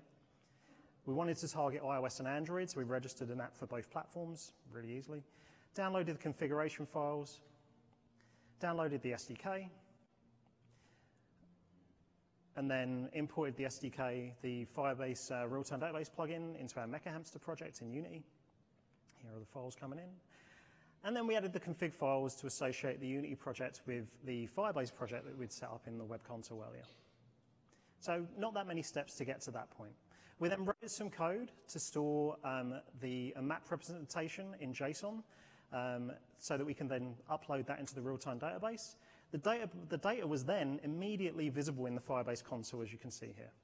At this point, it was possible for game designers to author new maps and ship those to users without republishing the game. We then used Firebase's rules system to protect access to the map data. This prevented players from writing to designer-created maps without building a custom game server. We didn't have to put a server between Firebase's backend and each game client. As I mentioned before, Firebase's real-time database can be monitored by clients, so it's possible to build asynchronous multiplayer games using this scheme. But if you're going to build a real-time multiplayer game like a MOBA, please build your own game server. And then, obviously we wanted to be able to associate user data with user accounts. So, in this case, we're really interested in users being able to share maps. So we had users sign in at the start of the game. Having users sign in immediately also enabled us to add other player data like high scores and things like that without adding friction later on in the game. So handling user sign-in yourself can be a lot of work. So we use Firebase authentication for sign-in. Authentication supports a range of built-in identity providers, including email and things like that. And now, as of a few days ago, we added support for Game Center on iOS in our gaming SDKs. So if we wanted to add other providers later, we could also use custom identity providers. So you could integrate any identity provider that you could think of just with a little bit of work. So once a player was logged in, it was possible to add support for players to create maps and share maps. Then we had a way to store, we had a way to associate data with players. So we built a leaderboard where players could also post high scores. We ended up using Firebase's open source Unity leaderboard API to add leaderboards in the game. It's an open source project that you can grab from our website. All we had to do was import the Unity plugin into our project, and then we could start posting scores. It was really easy. So since the Unity plugin was open source, we also extended it to support replays. So in this case, we've got a really bad player who just sits off to one side of the screen, and we've got the replay happening from the last high score that happened in the game. So, if you've got stuff like, where users are posting data and things like that, you likely want to be able to clean it up or potentially run some server-side action in response to what a player is doing. So in this case, Firebase integrates with Google Cloud Functions, and we use this to clean up old high scores, old replays, and things like that. We could also, do things like potentially validate whether or not, a user's cheating, or handle purchases and things like that if we wanted to, all using Cloud Functions. So we wanted to make sure our game would work across a whole range of devices when it shipped. Testing across a huge number of devices, like Android and OS devices, is a lot of work for a small team, especially when the game is changing rapidly. So we decided to use Firebase Test Lab to run our game on physical Android and iOS devices connected to machines in Google's data centers. Initially, we didn't write any test code. We just uploaded the game and let Test Lab's Robo or Monkey Tester randomly tap the screen in an attempt to crash the game. So a typical Monkey Tester will just randomly tap the screen. In the case of Robo Test, it will actually identify Android UI elements and tap those. But now we have AI-assisted actions. And so this will actually use computer vision to determine where the UI elements are in the game. So you can see this, on the left screen, you can see random pressing all over the place. That's our old system. And on the right screen, you can see it got into the game really quickly. This was the AI-assisted Monkey Tester. And it went through and navigated our UI really quickly. It's pretty awesome. Since we had confidence our game was going to work, we published it to the App Store and Google Play. We wanted to improve the game, so we needed a way to determine if anyone was playing and whether they would continue to play. So since we'd built with Firebase, we already had Google Analytics integrated for Firebase. And Google Analytics provides a range of metrics simply by initializing the library out of the box, just with a couple of lines of code. This data is easily available in the Firebase console. So we could see how long players were continuing to play our game, where players are, what platforms they're using, demographics, operating systems that they're working on, and even interests. So Google Analytics will collect all of the data. It's a great way of getting data ingested, and Firebase Console provides that easy view into your data. But once it's integrated, because we're connected with Google Cloud, all of this data can be then streamed into BigQuery. So we use BigQuery to do some basic analysis of the data. So this is a really simple example. We wrote some SQL to just look at, based upon which operating system, the total number of users per operating system. And we ended up with results segmented by country. It's pretty easy. Getting stuff into BigQuery is great because then you can start processing potentially petabytes of data. You can train machine learning models, and you can do so much more. There's so many options with this. You can even pull in data from other data sources that you have as well outside of Firebase.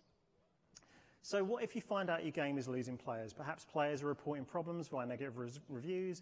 How do you determine what is going wrong in the field? Well, we released Firebase Crashlytics recently to monitor crashes in our game. Each crash report is visible in the Firebase console, along with incident rate. There, you can also see breakdowns on the type of crashes people are seeing. And you can even see stack traces that show you exactly where in your code the crash is occurring. So Crashlytics data is also available in BigQuery. So it's possible to take tasks like determining whether crashes are happening to high value or low value users, and balancing that against the cost of fixing a bug, to determine whether it's easier to just unpublish a game for a specific device or put all the effort in to fix the problem.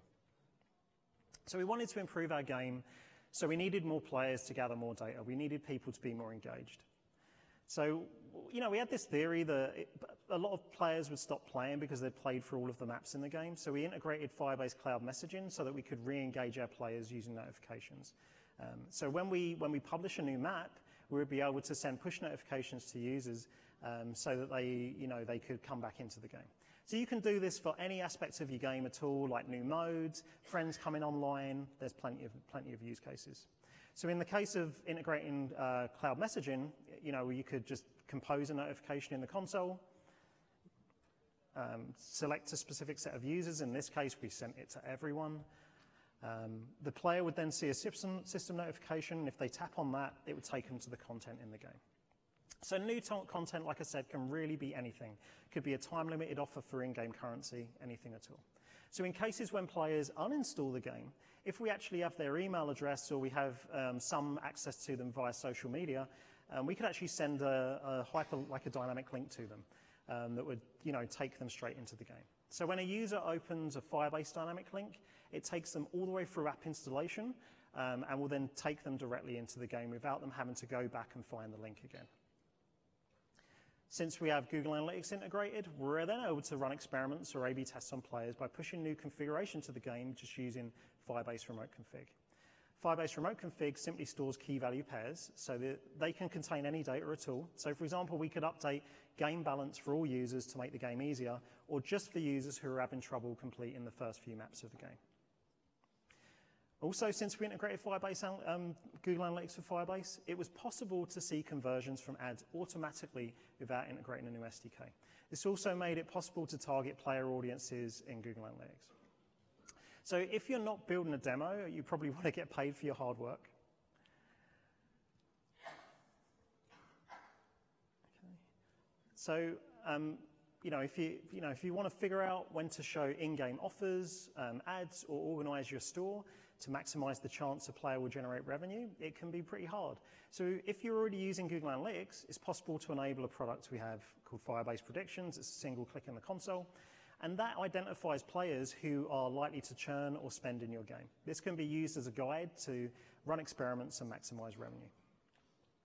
So for example, Rockbite Games use predictions to segment their players into groups based upon their chance of spending or not spending.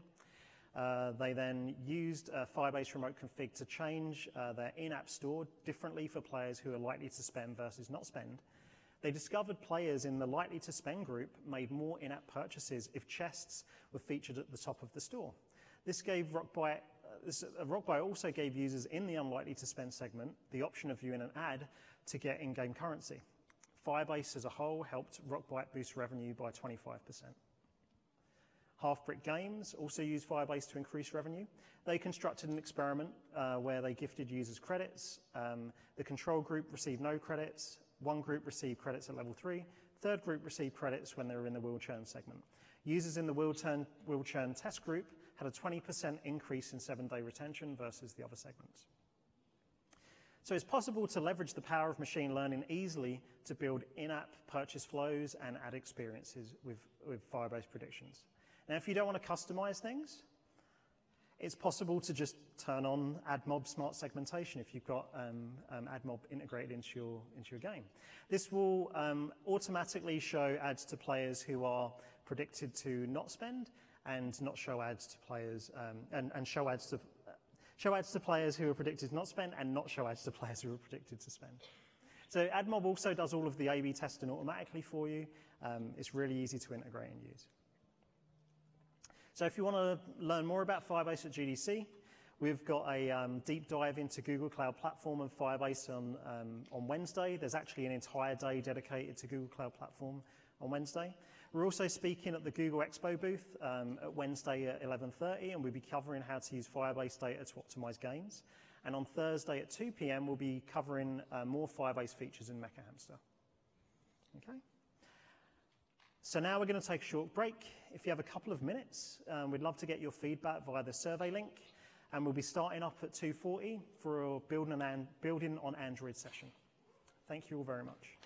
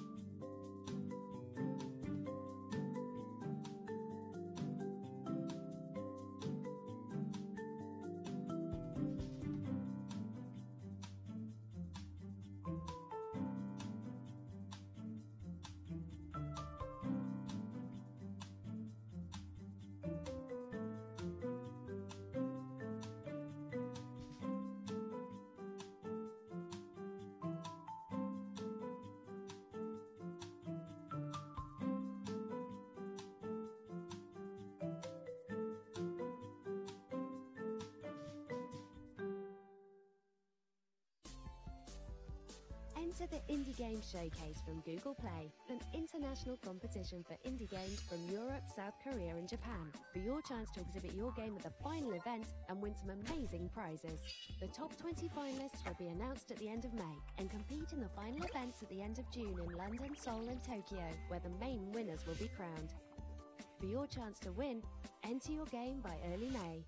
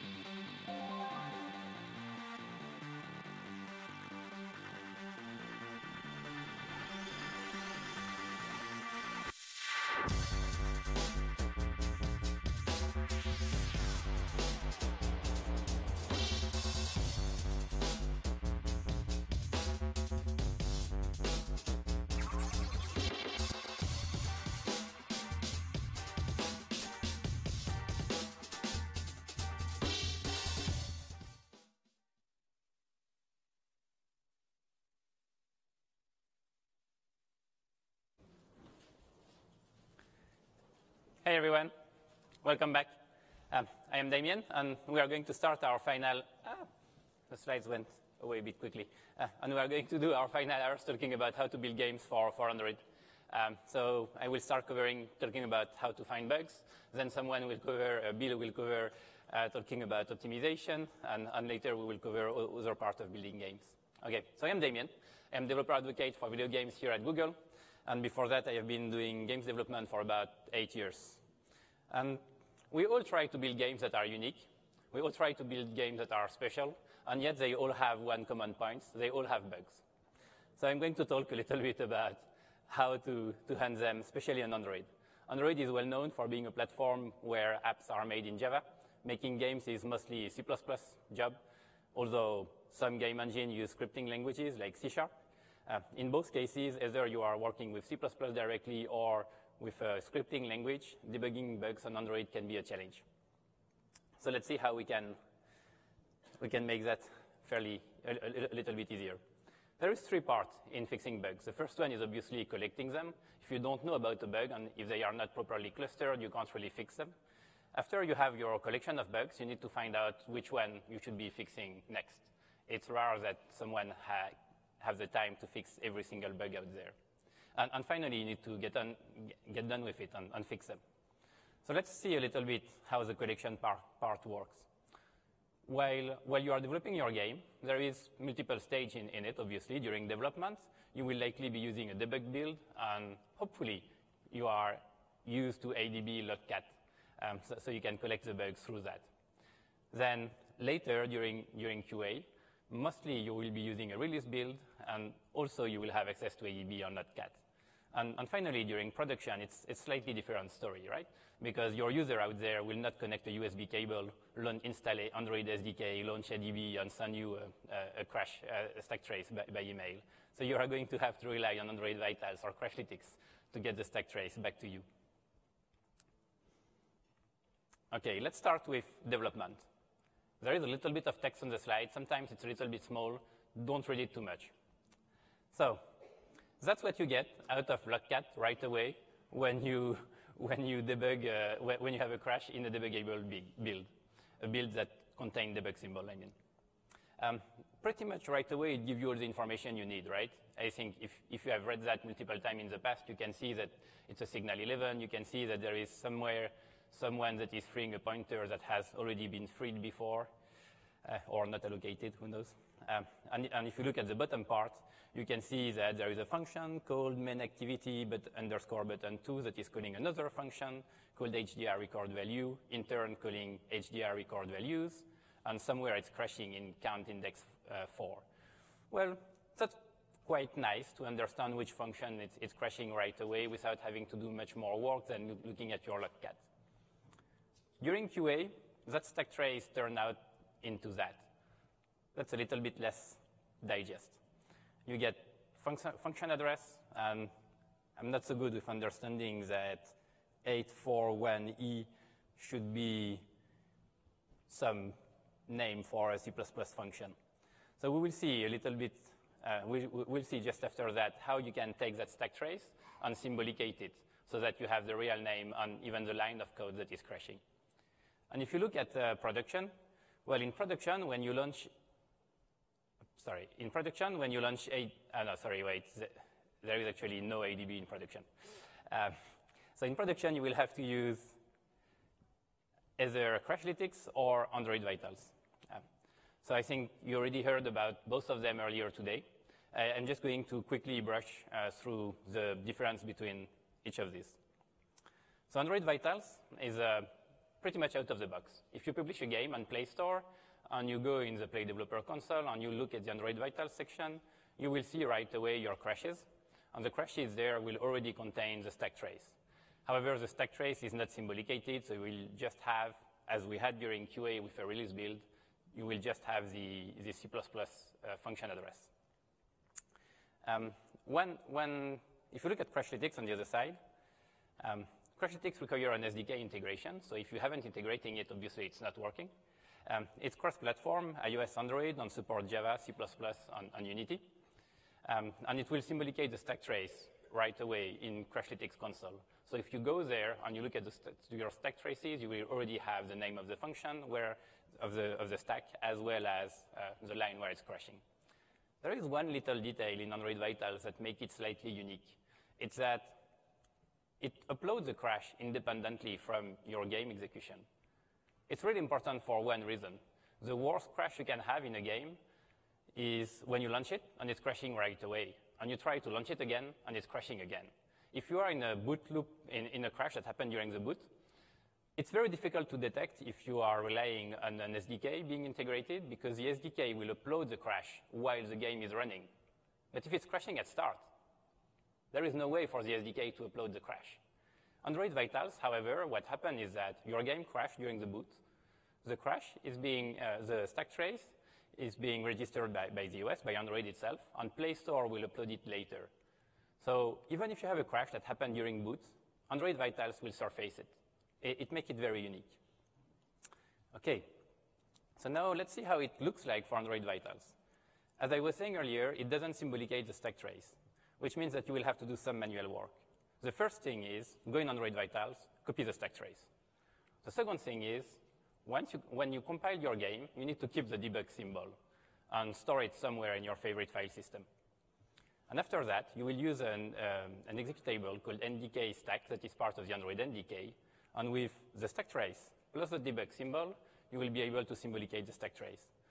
And once you did that once, you just repeat with the next bug. Let's see how it looks like. You go in Android Vitals, you can see that in this sample game I made, there is two crashes, one that says new in version 4. If you click on that one, you can see the highlighted blue part at the bottom. That is the stack trace. As you can see there, the stack trace doesn't contain any name for any function. So you copy-paste that stack trace wherever you want in a text file in your development machine. And then you use ndk stack that is part of the Android NDK with your debug symbol on one side, and the last part of the argument will be the text file containing the stack trace. And what you get out of it is a lot of text. Let's zoom a little bit. So that's what I had in my text file originally. You can see pretty much no information for a human. And what you get after executing ndk stack is quite a lot better. You can see that it's crashing in game.cpp line 26 when it's executing a function called button2. That is itself calling a function in game.cpp line 31, calling track stats, and etc. You can see that at the end it's crashing in a function called hdr_record_value. Line 404. Hopefully you can find 404. Okay.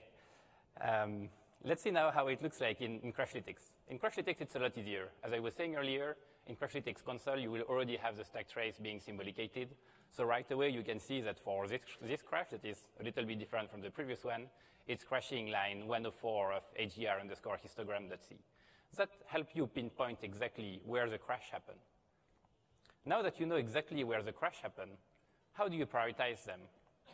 90% of the time, when I look at a game that people haven't been too careful about crashes in the past, what I see is this kind of separation. I see on the right side, the blue part, very few bugs that impact a lot of users. Obviously, these ones are very important to fix right now. And on the green one are somewhat medium amount of crashes that impact quite some users, but not nearly as many as the blue one. And obviously, you will have a lot of bugs that impact very few users. So it's very easy to prioritize the blue one if there is 5 of them. But what happens if there is 100 of them?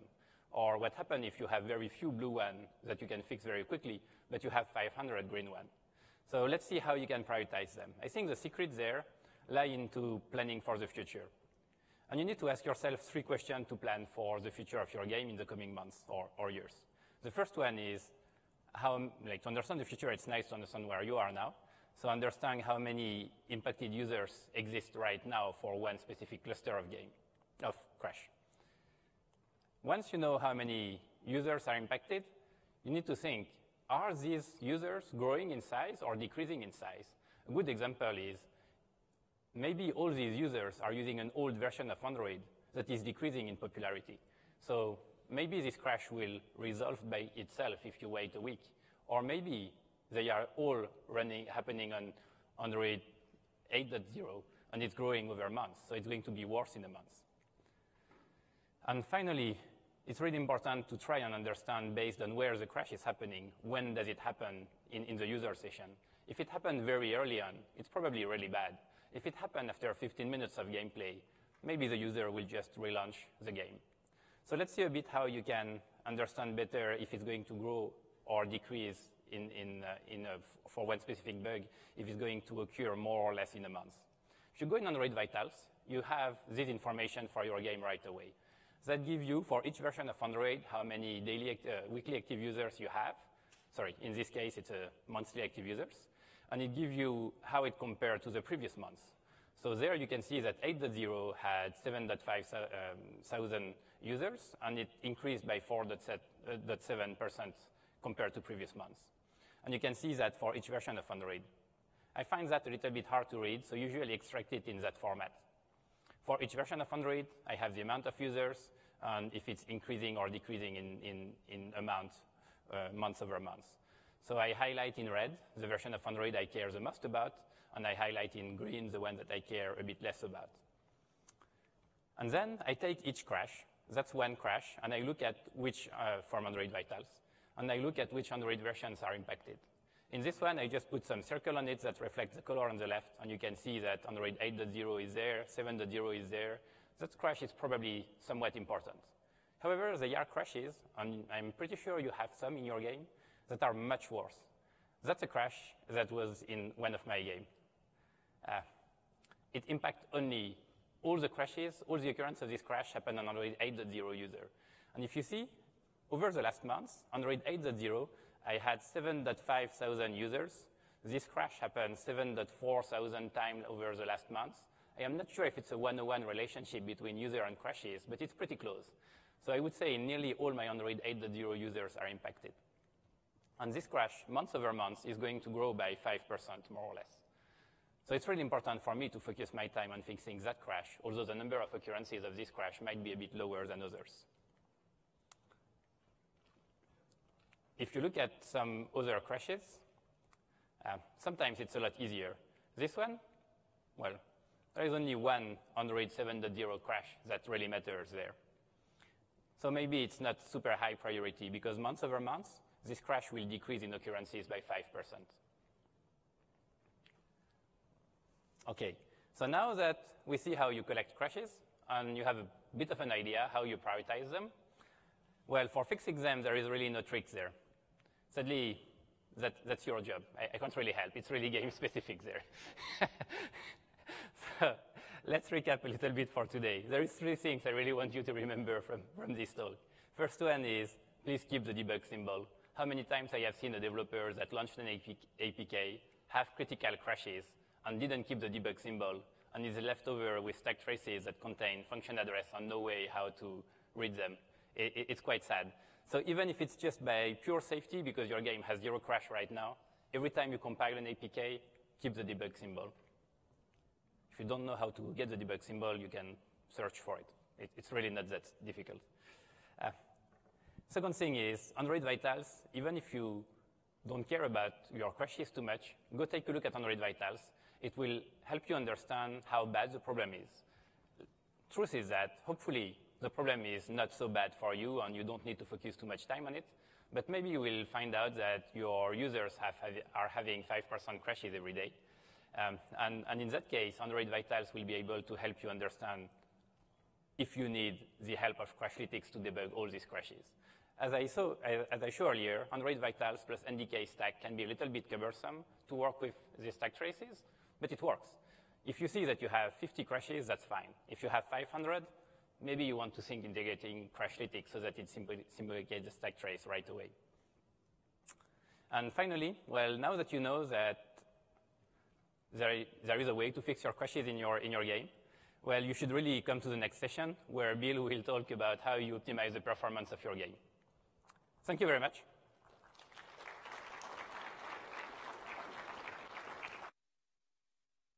Okay. Thanks, Damien. So let's talk a little bit about why you might want to optimize your game. One of the obvious reasons is to get better looking games. Who here doesn't want their game to look better? Now, with all that extra rendering you'll need to do, you'll have to optimize the game to still make it run fast. Another reason is to make the game more responsive. And this is important for games that are very competitive, like multiplayer games or games that require quick response time because they're fast-paced games. You should also optimize for memory because you don't want your game crashing because it runs out of memory. And you should consider optimizing for power because these are mobile devices. They have a battery, and you want the players to be able to play the game a long time without running down the battery. The other reason is because power is related to heat. And when the device heats up, the system will throttle the CPU, which will cause it to run slower. So let's look at some CPU performance optimizations. One of the best things you can do is to do multi-threading. So high-end Android devices have 8 cores, and it's really a waste to just not use some of those cores. Single-threaded game is a waste. So one of the things we know is that that multi-threading, and of course concurrent multi-threading, which is really the optimal way of doing multi-threading, has better performance per watt than single-threading. So it affects power as well. You've probably all heard that it's good to batch, and this is still true. Every draw call has overhead with it, driver overhead with it. So if you can combine draw calls into a single draw call, that's going to help with that CPU overhead. Game engines like Unity, they have options for doing dynamic and static batching, which can help with that. The other thing you want to do is not draw things that you're not going to see. So things like frustum culling and occlusion culling are important. Vulkan is a good API for reducing the draw call overhead. The Vulkan API doesn't require validation being done for every draw call, and that's how it saves time. The other thing that's good about Vulkan is you can build command buffers using multiple threads. And so now this takes advantage of multi-threading, as I mentioned earlier. You don't want to overlook loading times. The reason is because loading times can affect if your players are going to continue to play the game. If it takes too long to load the game, it may not be worth it to them. So some of the things you can do to improve loading time include just pick a good compression format. So one that decompresses fast. An example could be LZ4. The other thing you want to do is only load what you need. You don't want to load the entire level when you're only going to be, you don't want to load the entire game when you're only playing one level. The other thing you should do is to hide the loading. So even though you're still loading the game, you don't want to make it obvious like having a big loading bar, like in this diagram. So something you could do is like when the user is navigating through the menus, you could load things in the background. And for Unity, IL2CPP has been shown to have really good performance. So even for not just loading, general CPU performance, you should use IL2CPP. So we're going to be asking developers to use 64-bit and have a 64-bit version of their APK later this year. And this is also a good thing because 64-bit gives you better performance. It can because the 64-bit instruction set has access to twice as many registers as a 32-bit instruction set, even though they're running on the same device. Because of this, the compiler can use those registers to do better optimizations and make your code run faster. So now let's take a look at the GPU side of things. One of the most common reasons for a game to be GPU bound and to spend a lot of time on the GPU is when it spends time in the fragment shaders. So the more pixels you're rendering, the more time it's going to take. Now, modern devices, they have incredibly dense pixels, displays, and so it's really overkill for most games. You can render a game at a much lower resolution, and it'll still look just fine. Now, you might be thinking that, well, when I render it at a lower resolution, the problem is the text starts to look blurry. Well, a couple of things you can do. One is you can reduce the resolution in one dimension, just either vertically or horizontally. That can help. Another thing you can do is you can render the text or the HUD at full screen resolution and composite it with the lower resolution version. Now, you can do this in a fragment shader. For example, if you're doing post-processing anyway, what you can do is combine that with the upscaling and the compositing. And then in one step, you can get that combined. The other thing you can do in some cases is to use the hardware composer. All Android devices have hardware composers that can composite multiple layers of images. So if it's not fill rate bound and pixel shader bound, it's the other end, which is geometry bound. So you want to reduce the number of vertices. And the way to do this, the common way to do this is, of course, to use LODs. Now, some GPUs are more capable than others. So what you can do is adjust that LOD distance based on the capability of the GPU. So higher-end GPUs, you can extend that high-detailed LOD out further. The other thing you can do is take that to the extreme and have imposters, which are just 2D geometry with textures to represent 3D geometry. And when something is far out on the distance, it looks fine. So now getting back to responsiveness. The important thing about responsiveness is consistent responsiveness. One of the things that happens is if that responsiveness is not consistent, if that touch latency isn't consistent, the game just kind of feels wrong. Like it has a bad feel to it. Here's an example of a game that was captured with systrace. And you can see the actual frame times for individual frames. Some of the frames are fast, some are slow.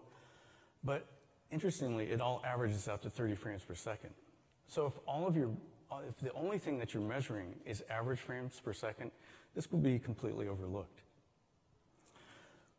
With Android, one of the things you can do is use the Choreographer API.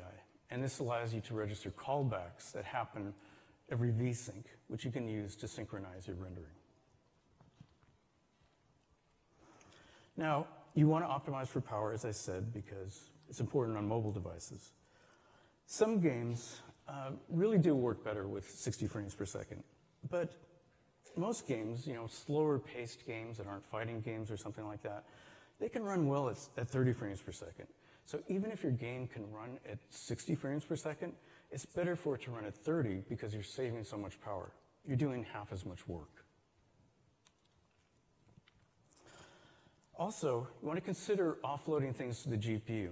The reason is the GPU is more power efficient. It does things in more things in parallel than the CPU. An example could be doing animation on the GPU, like GPU skinning. Thread affinity is a great way to manage power. Linux gives you the ability to manage threads with thread affinity. And as you can see in this example, you don't want to schedule all of your threads necessarily on the big cores. The big cores are typically cores 4 through 7. The little cores are the first cores 0 through 3. The little cores aren't as fast, but they are more power efficient. So if you had a thread, say, for example, that wasn't really performance critical, say it was doing something like asynchronous loading for streaming assets for future frames, then you could probably put something like that on the little core. So now let's look at memory. Optimizing for memory can be difficult on mobile devices. One of the reasons is you're not always sure how much memory you have available to you because you're sharing the memory with a system, with other apps, and so you can't expect to use all of that physical memory. So let's take a look at this, for example. This is a Pixel 3, and it has 1.5 gigabytes for system memory that's used by the system. Now, you can't expect to evict all that memory and use it all for your game. So on a 4 gigabyte system, in this case, you might be able to use like 2 gigabytes of memory. Now, if you want to reduce the amount of memory that your game is using, one of the things you can do is use a shader cache. The shader cache, an LRU shader cache, is actually used by the Unreal Engine, so you could use that feature. So the way it works is you can make sure that only the shaders that you're interested in, that you're using, are cached in the GPU memory. OpenGL and with Vulkan both, you can extract shaders from the GPU memory, compress the binaries, and store them in CPU memory. Now you're trading off GPU memory for CPU memory, but that's okay because it's all the same physical memory because it's unified memory architecture. And finally, for testing memory, one thing you want to consider is testing on real-world situations. For example, you want to test on devices which have a lot of apps installed. We found that when you have some apps installed, they can take up memory, even though you may not expect that. So you don't want to test on a clean device. And that's all I have. And I wanted to show some other talks that are happening later this week. If you're interested in optimizations, you might want to attend them. They're all happening on Wednesday. And with that, I'd like to bring up Dan Galpin to talk about rogue permissions.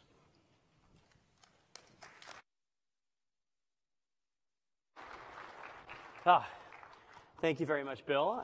So I'm here for the comic relief part of our day, and this talk is about rogue permissions, and I'm sure you're wondering exactly what that really means. And so I have a visual aid, essentially what we're talking about here is what happens, when you're writing a game. Much of the code that is actually going into your game is stuff that you actually haven't written. And so rogue permissions in this case are permissions that are not used by the game itself, but are instead used by the libraries and tools that your game depends on. So for this talk, rogue really refers to code that you didn't write. And I probably should have entitled it something like, be wary of rogue code, but I digress. And you're also probably wondering, am I going to keep this accent for the rest of the talk? And the answer is, I will not.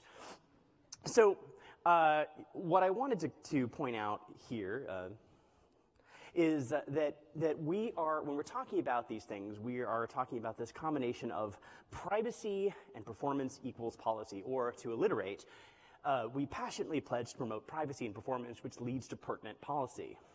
And an example of this is, when you're looking at a library or SDK, you really need to be asking yourself a bunch of questions. One is, does this library or SDK actually want unnecessary access to sensitive data? And the second thing is, what impact does it have on the app performance, or even worse, on system health in general? And so let's say something that a possibly rogue code might need is the location permission. And now, first of all, there's two types of location that it might need. There's coarse location and fine location. And, honestly, to your game, it really doesn't matter because on Android M, they're both kind of bad because you end up having to pop up this runtime permission, and it's really terrible. And most likely, your app libraries aren't going to be needing this because of that. But if they do, it's really important because users need to be informed that not only is this app able to track sensitive information such as their location, but also that the device is likely to drain their battery much faster. And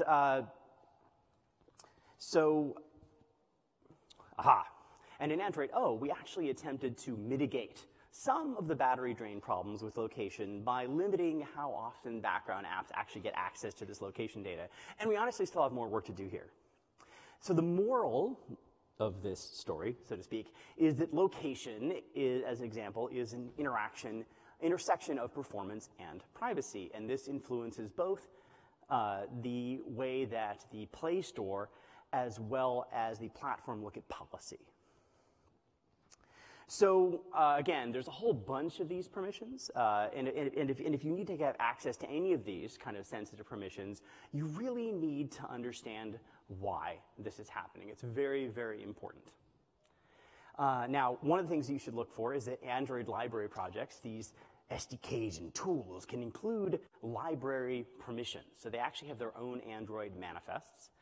And once again, we can use our favorite tool, the APK Analyzer, to actually look at all of the permissions that your app is actually going to end up requesting. And it's really important, again, for you to understand why your game ends up requesting each one of these permissions. Now, plugins also are libraries, and so they can also contain permissions in native code. So we want to make sure they're also compliant. And finally, we want to make sure that you are testing with the latest target SDK. These things are important. If you saw in Damian's talk earlier, you can actually end up with crashes that only impact certain SDKs. So you want to make sure everything works as expected, so you can use things like play test tracks, which are very, very useful. And now for something that can also be a real problem for code that you don't write, and that is 64-bit. And now I know what you're saying. You're thinking, okay, this has nothing to do with permissions. I'm totally going off the reservation here. But it really is something you have to think about when choosing your library or SDK. And besides, we know from the history of video game console marketing that 64-bit is just cool. So moving to 64-bit will actually make your APK size larger. But it will also typically make your game run faster. And there's lots of reasons for that. The 64-bit instruction set was actually designed for performance over things like code size and other things, and it actually has double the registers, but more importantly, it actually does things like supports double precision floating point in Neon code. So your compiler can actually do really clever vectorization and really, really improve the performance of a lot of heavy floating point stuff. And, it just turns out that, games actually take a lot of advantage of floating point. So the good news is that this won't actually make your APK size that much larger, having a 64-bit binary, if you move to Android app bundles. We've talked about these a whole bunch. These are great because it actually strips out the unnecessary binaries when you distribute your game with an app bundle and using Google Play app signing. So if you have a 32-bit and a 64-bit binary in your app, the device will only get the one that it actually needs the most. And while you're at it, you can do things like, bundling x86 and x86 64 support with no size penalty to your ARM apps. And these versions will actually work better on a lot of Chrome OS devices. So with performance implications, this is, of course, become a Google Play policy decision, at least initially. So by this August, all new and updated games must include a 64-bit version. Now, there is an exception for Unity when targeting Unity 5.6 or less. Google Play will continue to allow updating games built with these older Unity versions for another 2 years. And then it won't deliver any 32-bit games to any 64-bit capable devices. Please do not go out and port your games back to Unity 5.6. There's a lot of really good reasons to actually run the newer versions of Unity. Now, of course, Google also hasn't made any guarantee that we're actually going to have non-64-bit only devices by this point either. Note that you need 27.4.16 or if you want to run 64-bit code, or 2018.2 or higher, because 64-bit was actually ported back to 2017.4.16. Another thing you'll need to do is switch to the IL2 CPP backend, and that'll mostly make your game run faster, so it's actually a win-win. So some tips for going 64-bit. One is, once again, you can use our favorite tool, the APK Analyzer, to see what 32-bit dependencies you might have. And you can examine all the files in the lib folder. The 32-bit libraries are in the ARM EABI v7a, or even v5, if you still have them, and x86 directories. Next, you can do a 64-bit build. So, Cocos and Unreal and Unity all support 64-bit code on Android with the correct settings. And also, Gradle, CMake, and NDK Build can easily add 64-bit targets. Now, obviously, there's a lot of work that you do have to do to make sure that everything in your native code is going to work correctly with 64-bit. I'm under the assumption that since many of you do publish on other 64-bit platforms, that most of this code and this work has already been done. But there is definitely some work to make sure that you are doing all the right things in 64-bit. You also may need to upgrade SDKs and libraries to more recent versions. And this is an opportunity to reach out to library owners if there are 64-bit ready versions that aren't available.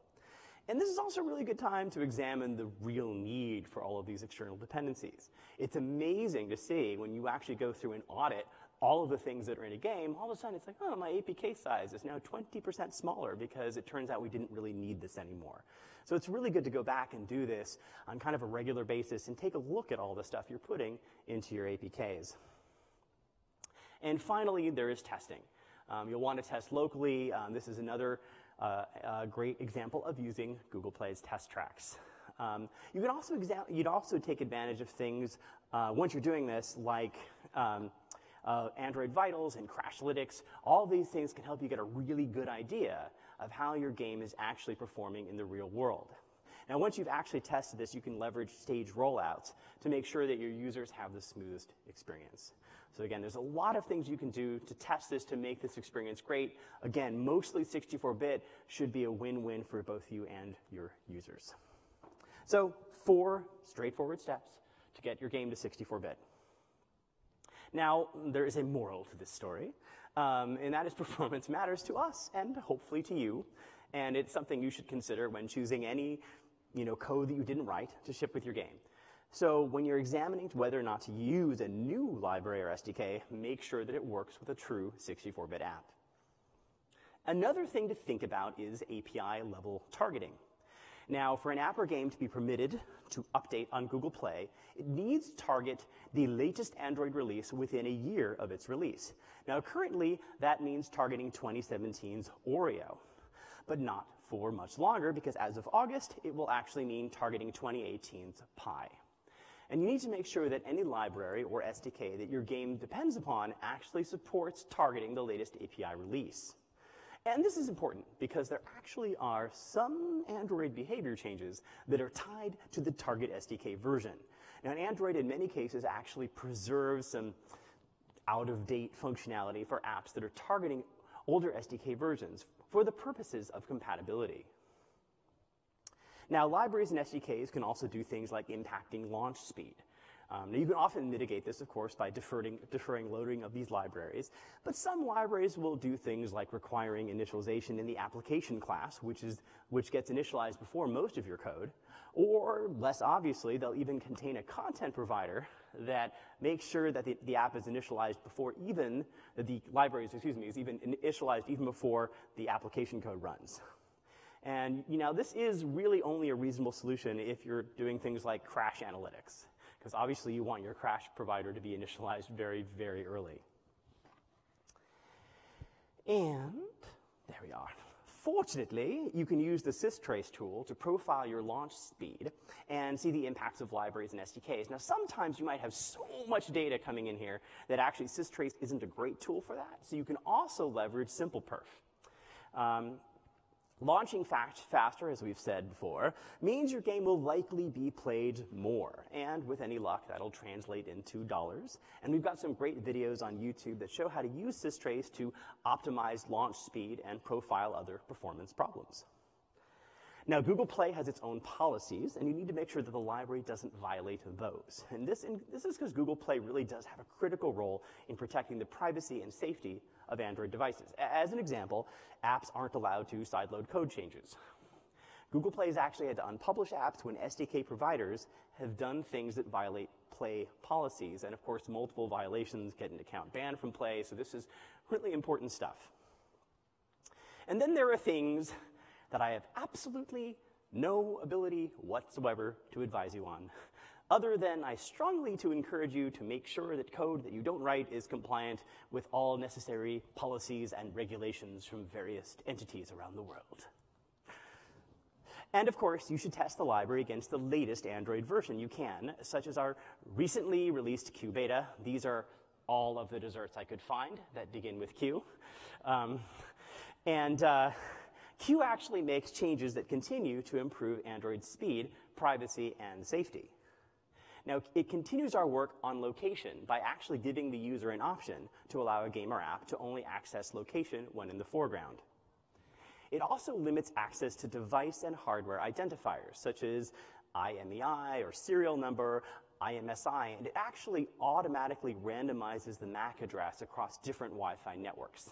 And this is important because a lot of ads and analytics packages may not function correctly if they weren't already using the appropriate identifiers. And of course, Q is bringing a whole bunch of updates around performance, including, very exciting to me, support for Vulkan 1.1. We are also doing something kind of cool. I don't know if you've noticed this in our announcement. We're actually supporting experimentally OpenGLES 2.0 running on top of Vulkan through the Angle project. And this is great. It's not really going to affect performance, but we hope it will actually lead in the long term to more stable OpenGL drivers and more stable Vulkan drivers. And we're also doing this really cool thing in Q called cloud-based profile-guided optimizations for art.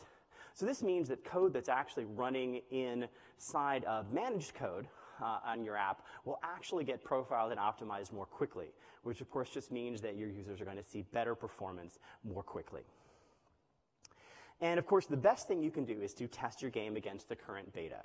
Try running your current build and consider testing running a build that actually targets the Android Q SDK. And you can find out all about this at google.com/android/beta. And right now, we're currently supporting Pixel and Pixel 2 and Pixel 3 and the various XL versions of all of them. So At least this is a good start with devices, and you can sign up right there, and we will deliver the beta to your device wirelessly. And that's it. So here's a bunch of resources to find out about getting your apps ready for 64-bit, as well as some best practices around that, and of course the beta. Up next is our final talk from Ben about how you can extend your games beyond mobile.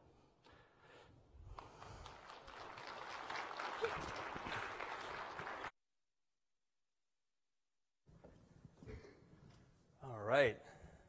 Hey, everybody. Last talk of the day. It's good to see the place still has a lot of faces in the seats, so that's good to see.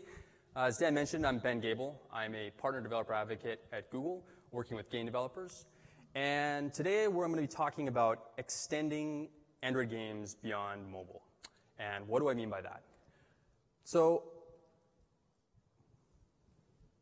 whoops, that's the laser button. So mobile gaming is evolving, and just a few years ago, mobile gaming used to kind of mean games you play on your phone. But now it's not so clear anymore. The Android ecosystem is evolving, and Android now runs not only on phones, but on tablets, desktop extension devices like Chrome OS and Samsung DeX, and coming very soon, the exciting world of foldables like the Samsung Galaxy Fold. So maybe just a quick question for the crowd. How many of you have purposefully optimized your game for a device that's not just a mobile device? Show of hands. Anybody? I see like 2 hands. Okay. How many of you are actually planning on maybe this year with your next game, adapting your Android game for a device that's not just mobile? Anybody? Okay, a few more hands. So hopefully at the end of this talk, there's a lot more hands that go up. But the key point that I want to drive home here is that as game developers, you need to consider that your game is not just going to be being played on mobile devices anymore. Players might be playing it on a phone in a portrait mode. They might be playing on a Chromebook or DeX with a keyboard and mouse attached to it. They could be playing on a foldable with multiple displays, so when they switch open from the small screen to the large screen, the resolution and aspect ratio changes. This is really important to kind of start thinking about this because as game developers, you guys want to provide the best possible gaming experience for your players, no matter what device they happen to be experiencing your game on. Now, I realize that the words new platform or like supporting an additional platform is kind of scary for a lot of developers. But what I really want to stress here is that this is all still Android. And by following the Android best practices, you're going to get a great baseline experience and compatibility across all these different devices. So certainly there's things you can add specific to foldables or tablets or Chrome OS, but I really want to focus on the core things, the stuff in the middle there. That's going to give you a great experience with kind of the least amount of work. And hopefully I've boiled it down to 3 main areas you need to consider, and that is screen considerations, input considerations, and how to build and kind of set up your APK so that when it's distributed, it can support the most devices possible. So let's start off with talking about some screen considerations. What do I mean by that? So when your game is launched on some of these other devices, like a Chromebook or Samsung DeX, by default, your game is going to be launched in a windowed environment where it can be dynamically resized. And on foldables, it'll be launched in an environment where if the user opens the device up from the smaller screen to the larger internal screen, the aspect ratio and resolution is going to change. So the most important thing here to support is what we call configuration changes. And for those of you that are not familiar with the idea of configuration changes, basically the Android system will restart an activity every time it detects that something has changed about the environment that your game is running in. By default, the system does this automatically by invoking onSaveInstantState before your activity is restarted. However, for a lot of resource-heavy games, this is not the best approach. It can be really slow, and especially in the cases of things like dynamic resizing, where you could be getting configuration change events every frame. It just doesn't work. So what we recommend as a best practice is to handle these configuration changes yourself. And you can do so really easily by inside your manifest declaring all of the configuration changes that you want to handle in code. So in this example, we've said we want to handle screen size and orientation changes ourselves. So then once you declare all the configuration changes that you want to support, inside on configuration change in your activity, you can, whenever that change happens, you now get an event, and you can handle whatever that change was. So for example, you could scale your OpenGL content to match the new resolution or the aspect ratio to prevent things like inaccessible UI elements or input areas that don't make sense anymore with the new resolution of your game.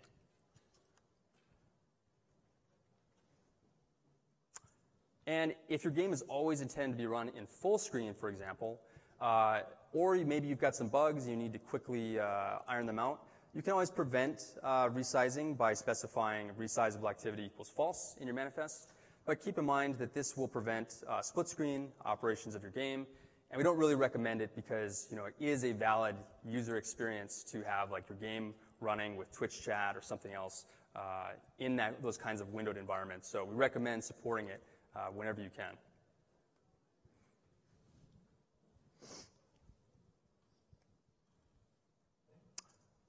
For orientation, for mobile devices, orientation is by default portrait. But on other devices, it could be landscape. So it's important to make sure that in your manifest, the best way to kind of handle and tell the system what kind of orientations you support is to specify your sensor orientations in your manifest. Now, if you're handling orientation changes yourself in code, you want to make sure that you're using display.getRotation, as that will give you the accurate information you need in order to determine which orientation the device is in. But be aware that the values you're expecting with display.getRotation might be swapped depending on what the hardware's default orientation is. So just be aware of that. Also consider the resolution of the device that you're playing on. So a bigger screen means you should provide higher resolution assets. You can use app bundles, as been mentioned many times today, to kind of package all of your assets and have Google Play deliver only the assets that are relevant to the device that your player is playing on. So for example, omitting ultra-high resolution assets if they're playing on a mobile device, or only serving up the ultra-high resolution assets if they're playing on something like a Chromebook or a high-resolution tablet. This saves you valuable download space, which is always a win, and also the trouble of maintaining multiple APKs for all these different screen densities. And with more pixels comes greater flexibility on UI and HUD design. So if your players are playing on a larger screen, consider what kinds of elements you can expand, add, change to take advantage of that particular display.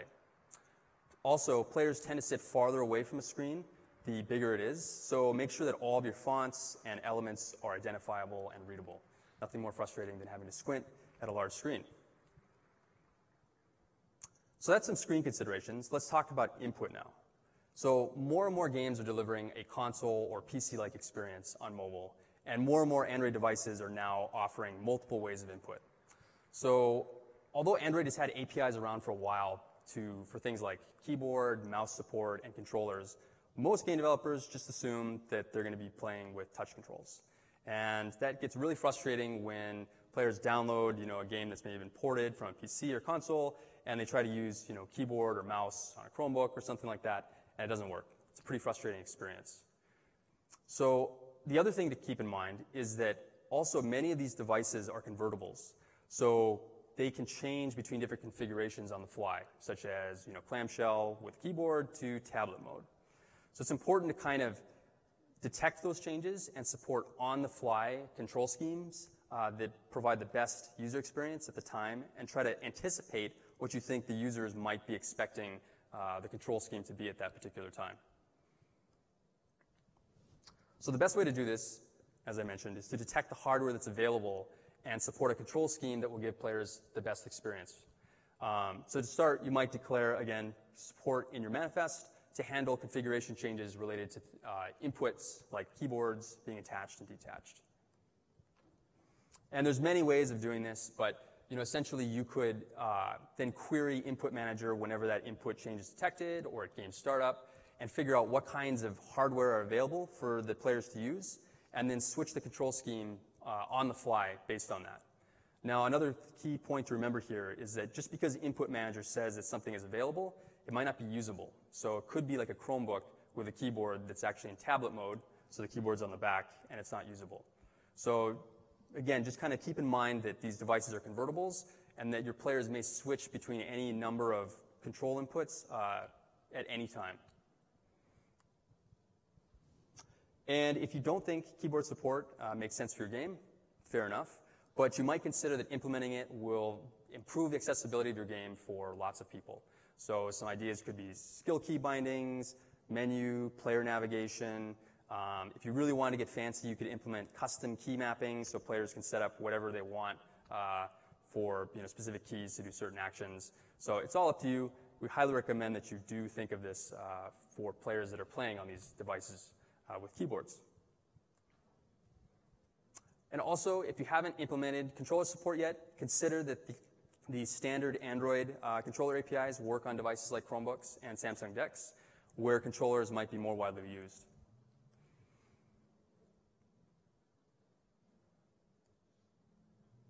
So we've talked about screen and input considerations. So finally, let's talk about some general considerations around building and kind of configuring your APK to make sure it supports all these various devices running Android. So first off, review the permissions that you're asking for and determine if you really need them, as kind of Dan alluded to in the previous talk. Some permissions are not supported on certain devices, like Chrome OS. So blindly asking for permissions or features that aren't supported will put you in a scenario where the user will try to download it from Google Play on that device, and it will show up as not compatible, and they'll have no idea why. So it's kind of a bummer. Good examples of this might be GPS or SMS permissions. And what we recommend is basically you can list these features or permissions as not required in the manifest, and then just check in code to see if that's actually available. So that way users can download it, and then you, on your end, inside your code, dynamically kind of adapt the game to either use those features or not, depending on what device the players are playing on.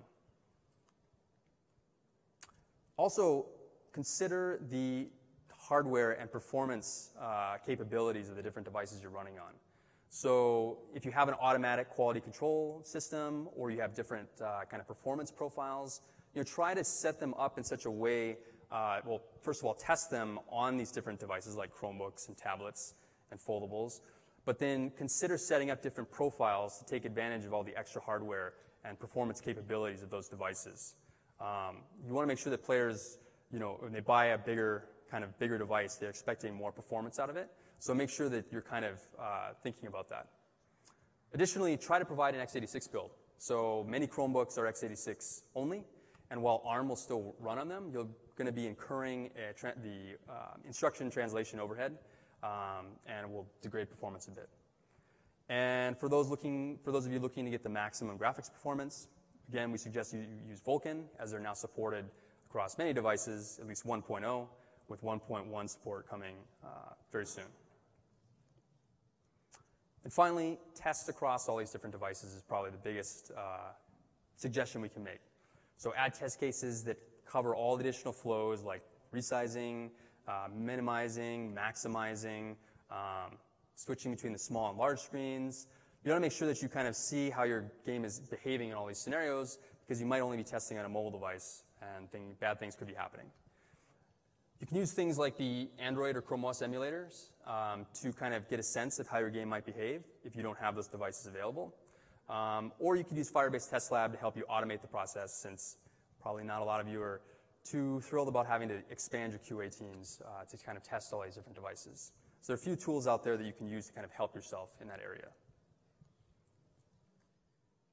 So in closing, the thing that I really want to stress here is that Android gaming is not just phones anymore. Players are experiencing your game on a wide variety of devices and form factors with different inputs. And by following kind of these Android best practices and spending just a little bit of time considering the additional use cases that players might be coming across, you can really take your game beyond mobile and provide the best possible gaming experience for your players. And they will thank you for it. So if you'd love to learn more, and I hope you do, we have a sponsored session on Wednesday with Samsung and Gameloft, the makers of Asphalt 9. We're going to go into a lot more detail about the things you should be considering and how to do it. So I hope to see you there. And that's it for today.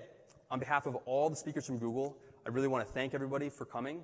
And please take our survey. We really want to hear what you guys think, what worked well, what didn't. So please take the survey, give us that feedback. We'd love to improve for next year because gaming is a huge priority for Google. And also, make sure to come by the Google booth Wednesday through Friday. Bring your questions, comments, snide remarks. We'd love to talk to you and kind of have some face-to-face time. We've got 30-plus talks happening throughout the week, so please go to the website, g.co/GDC19, to take a look at all of them. And fill out the survey. Again, thanks so much for coming. Hope it was informational. Hope you had fun. And have a great week at GDC. Thanks.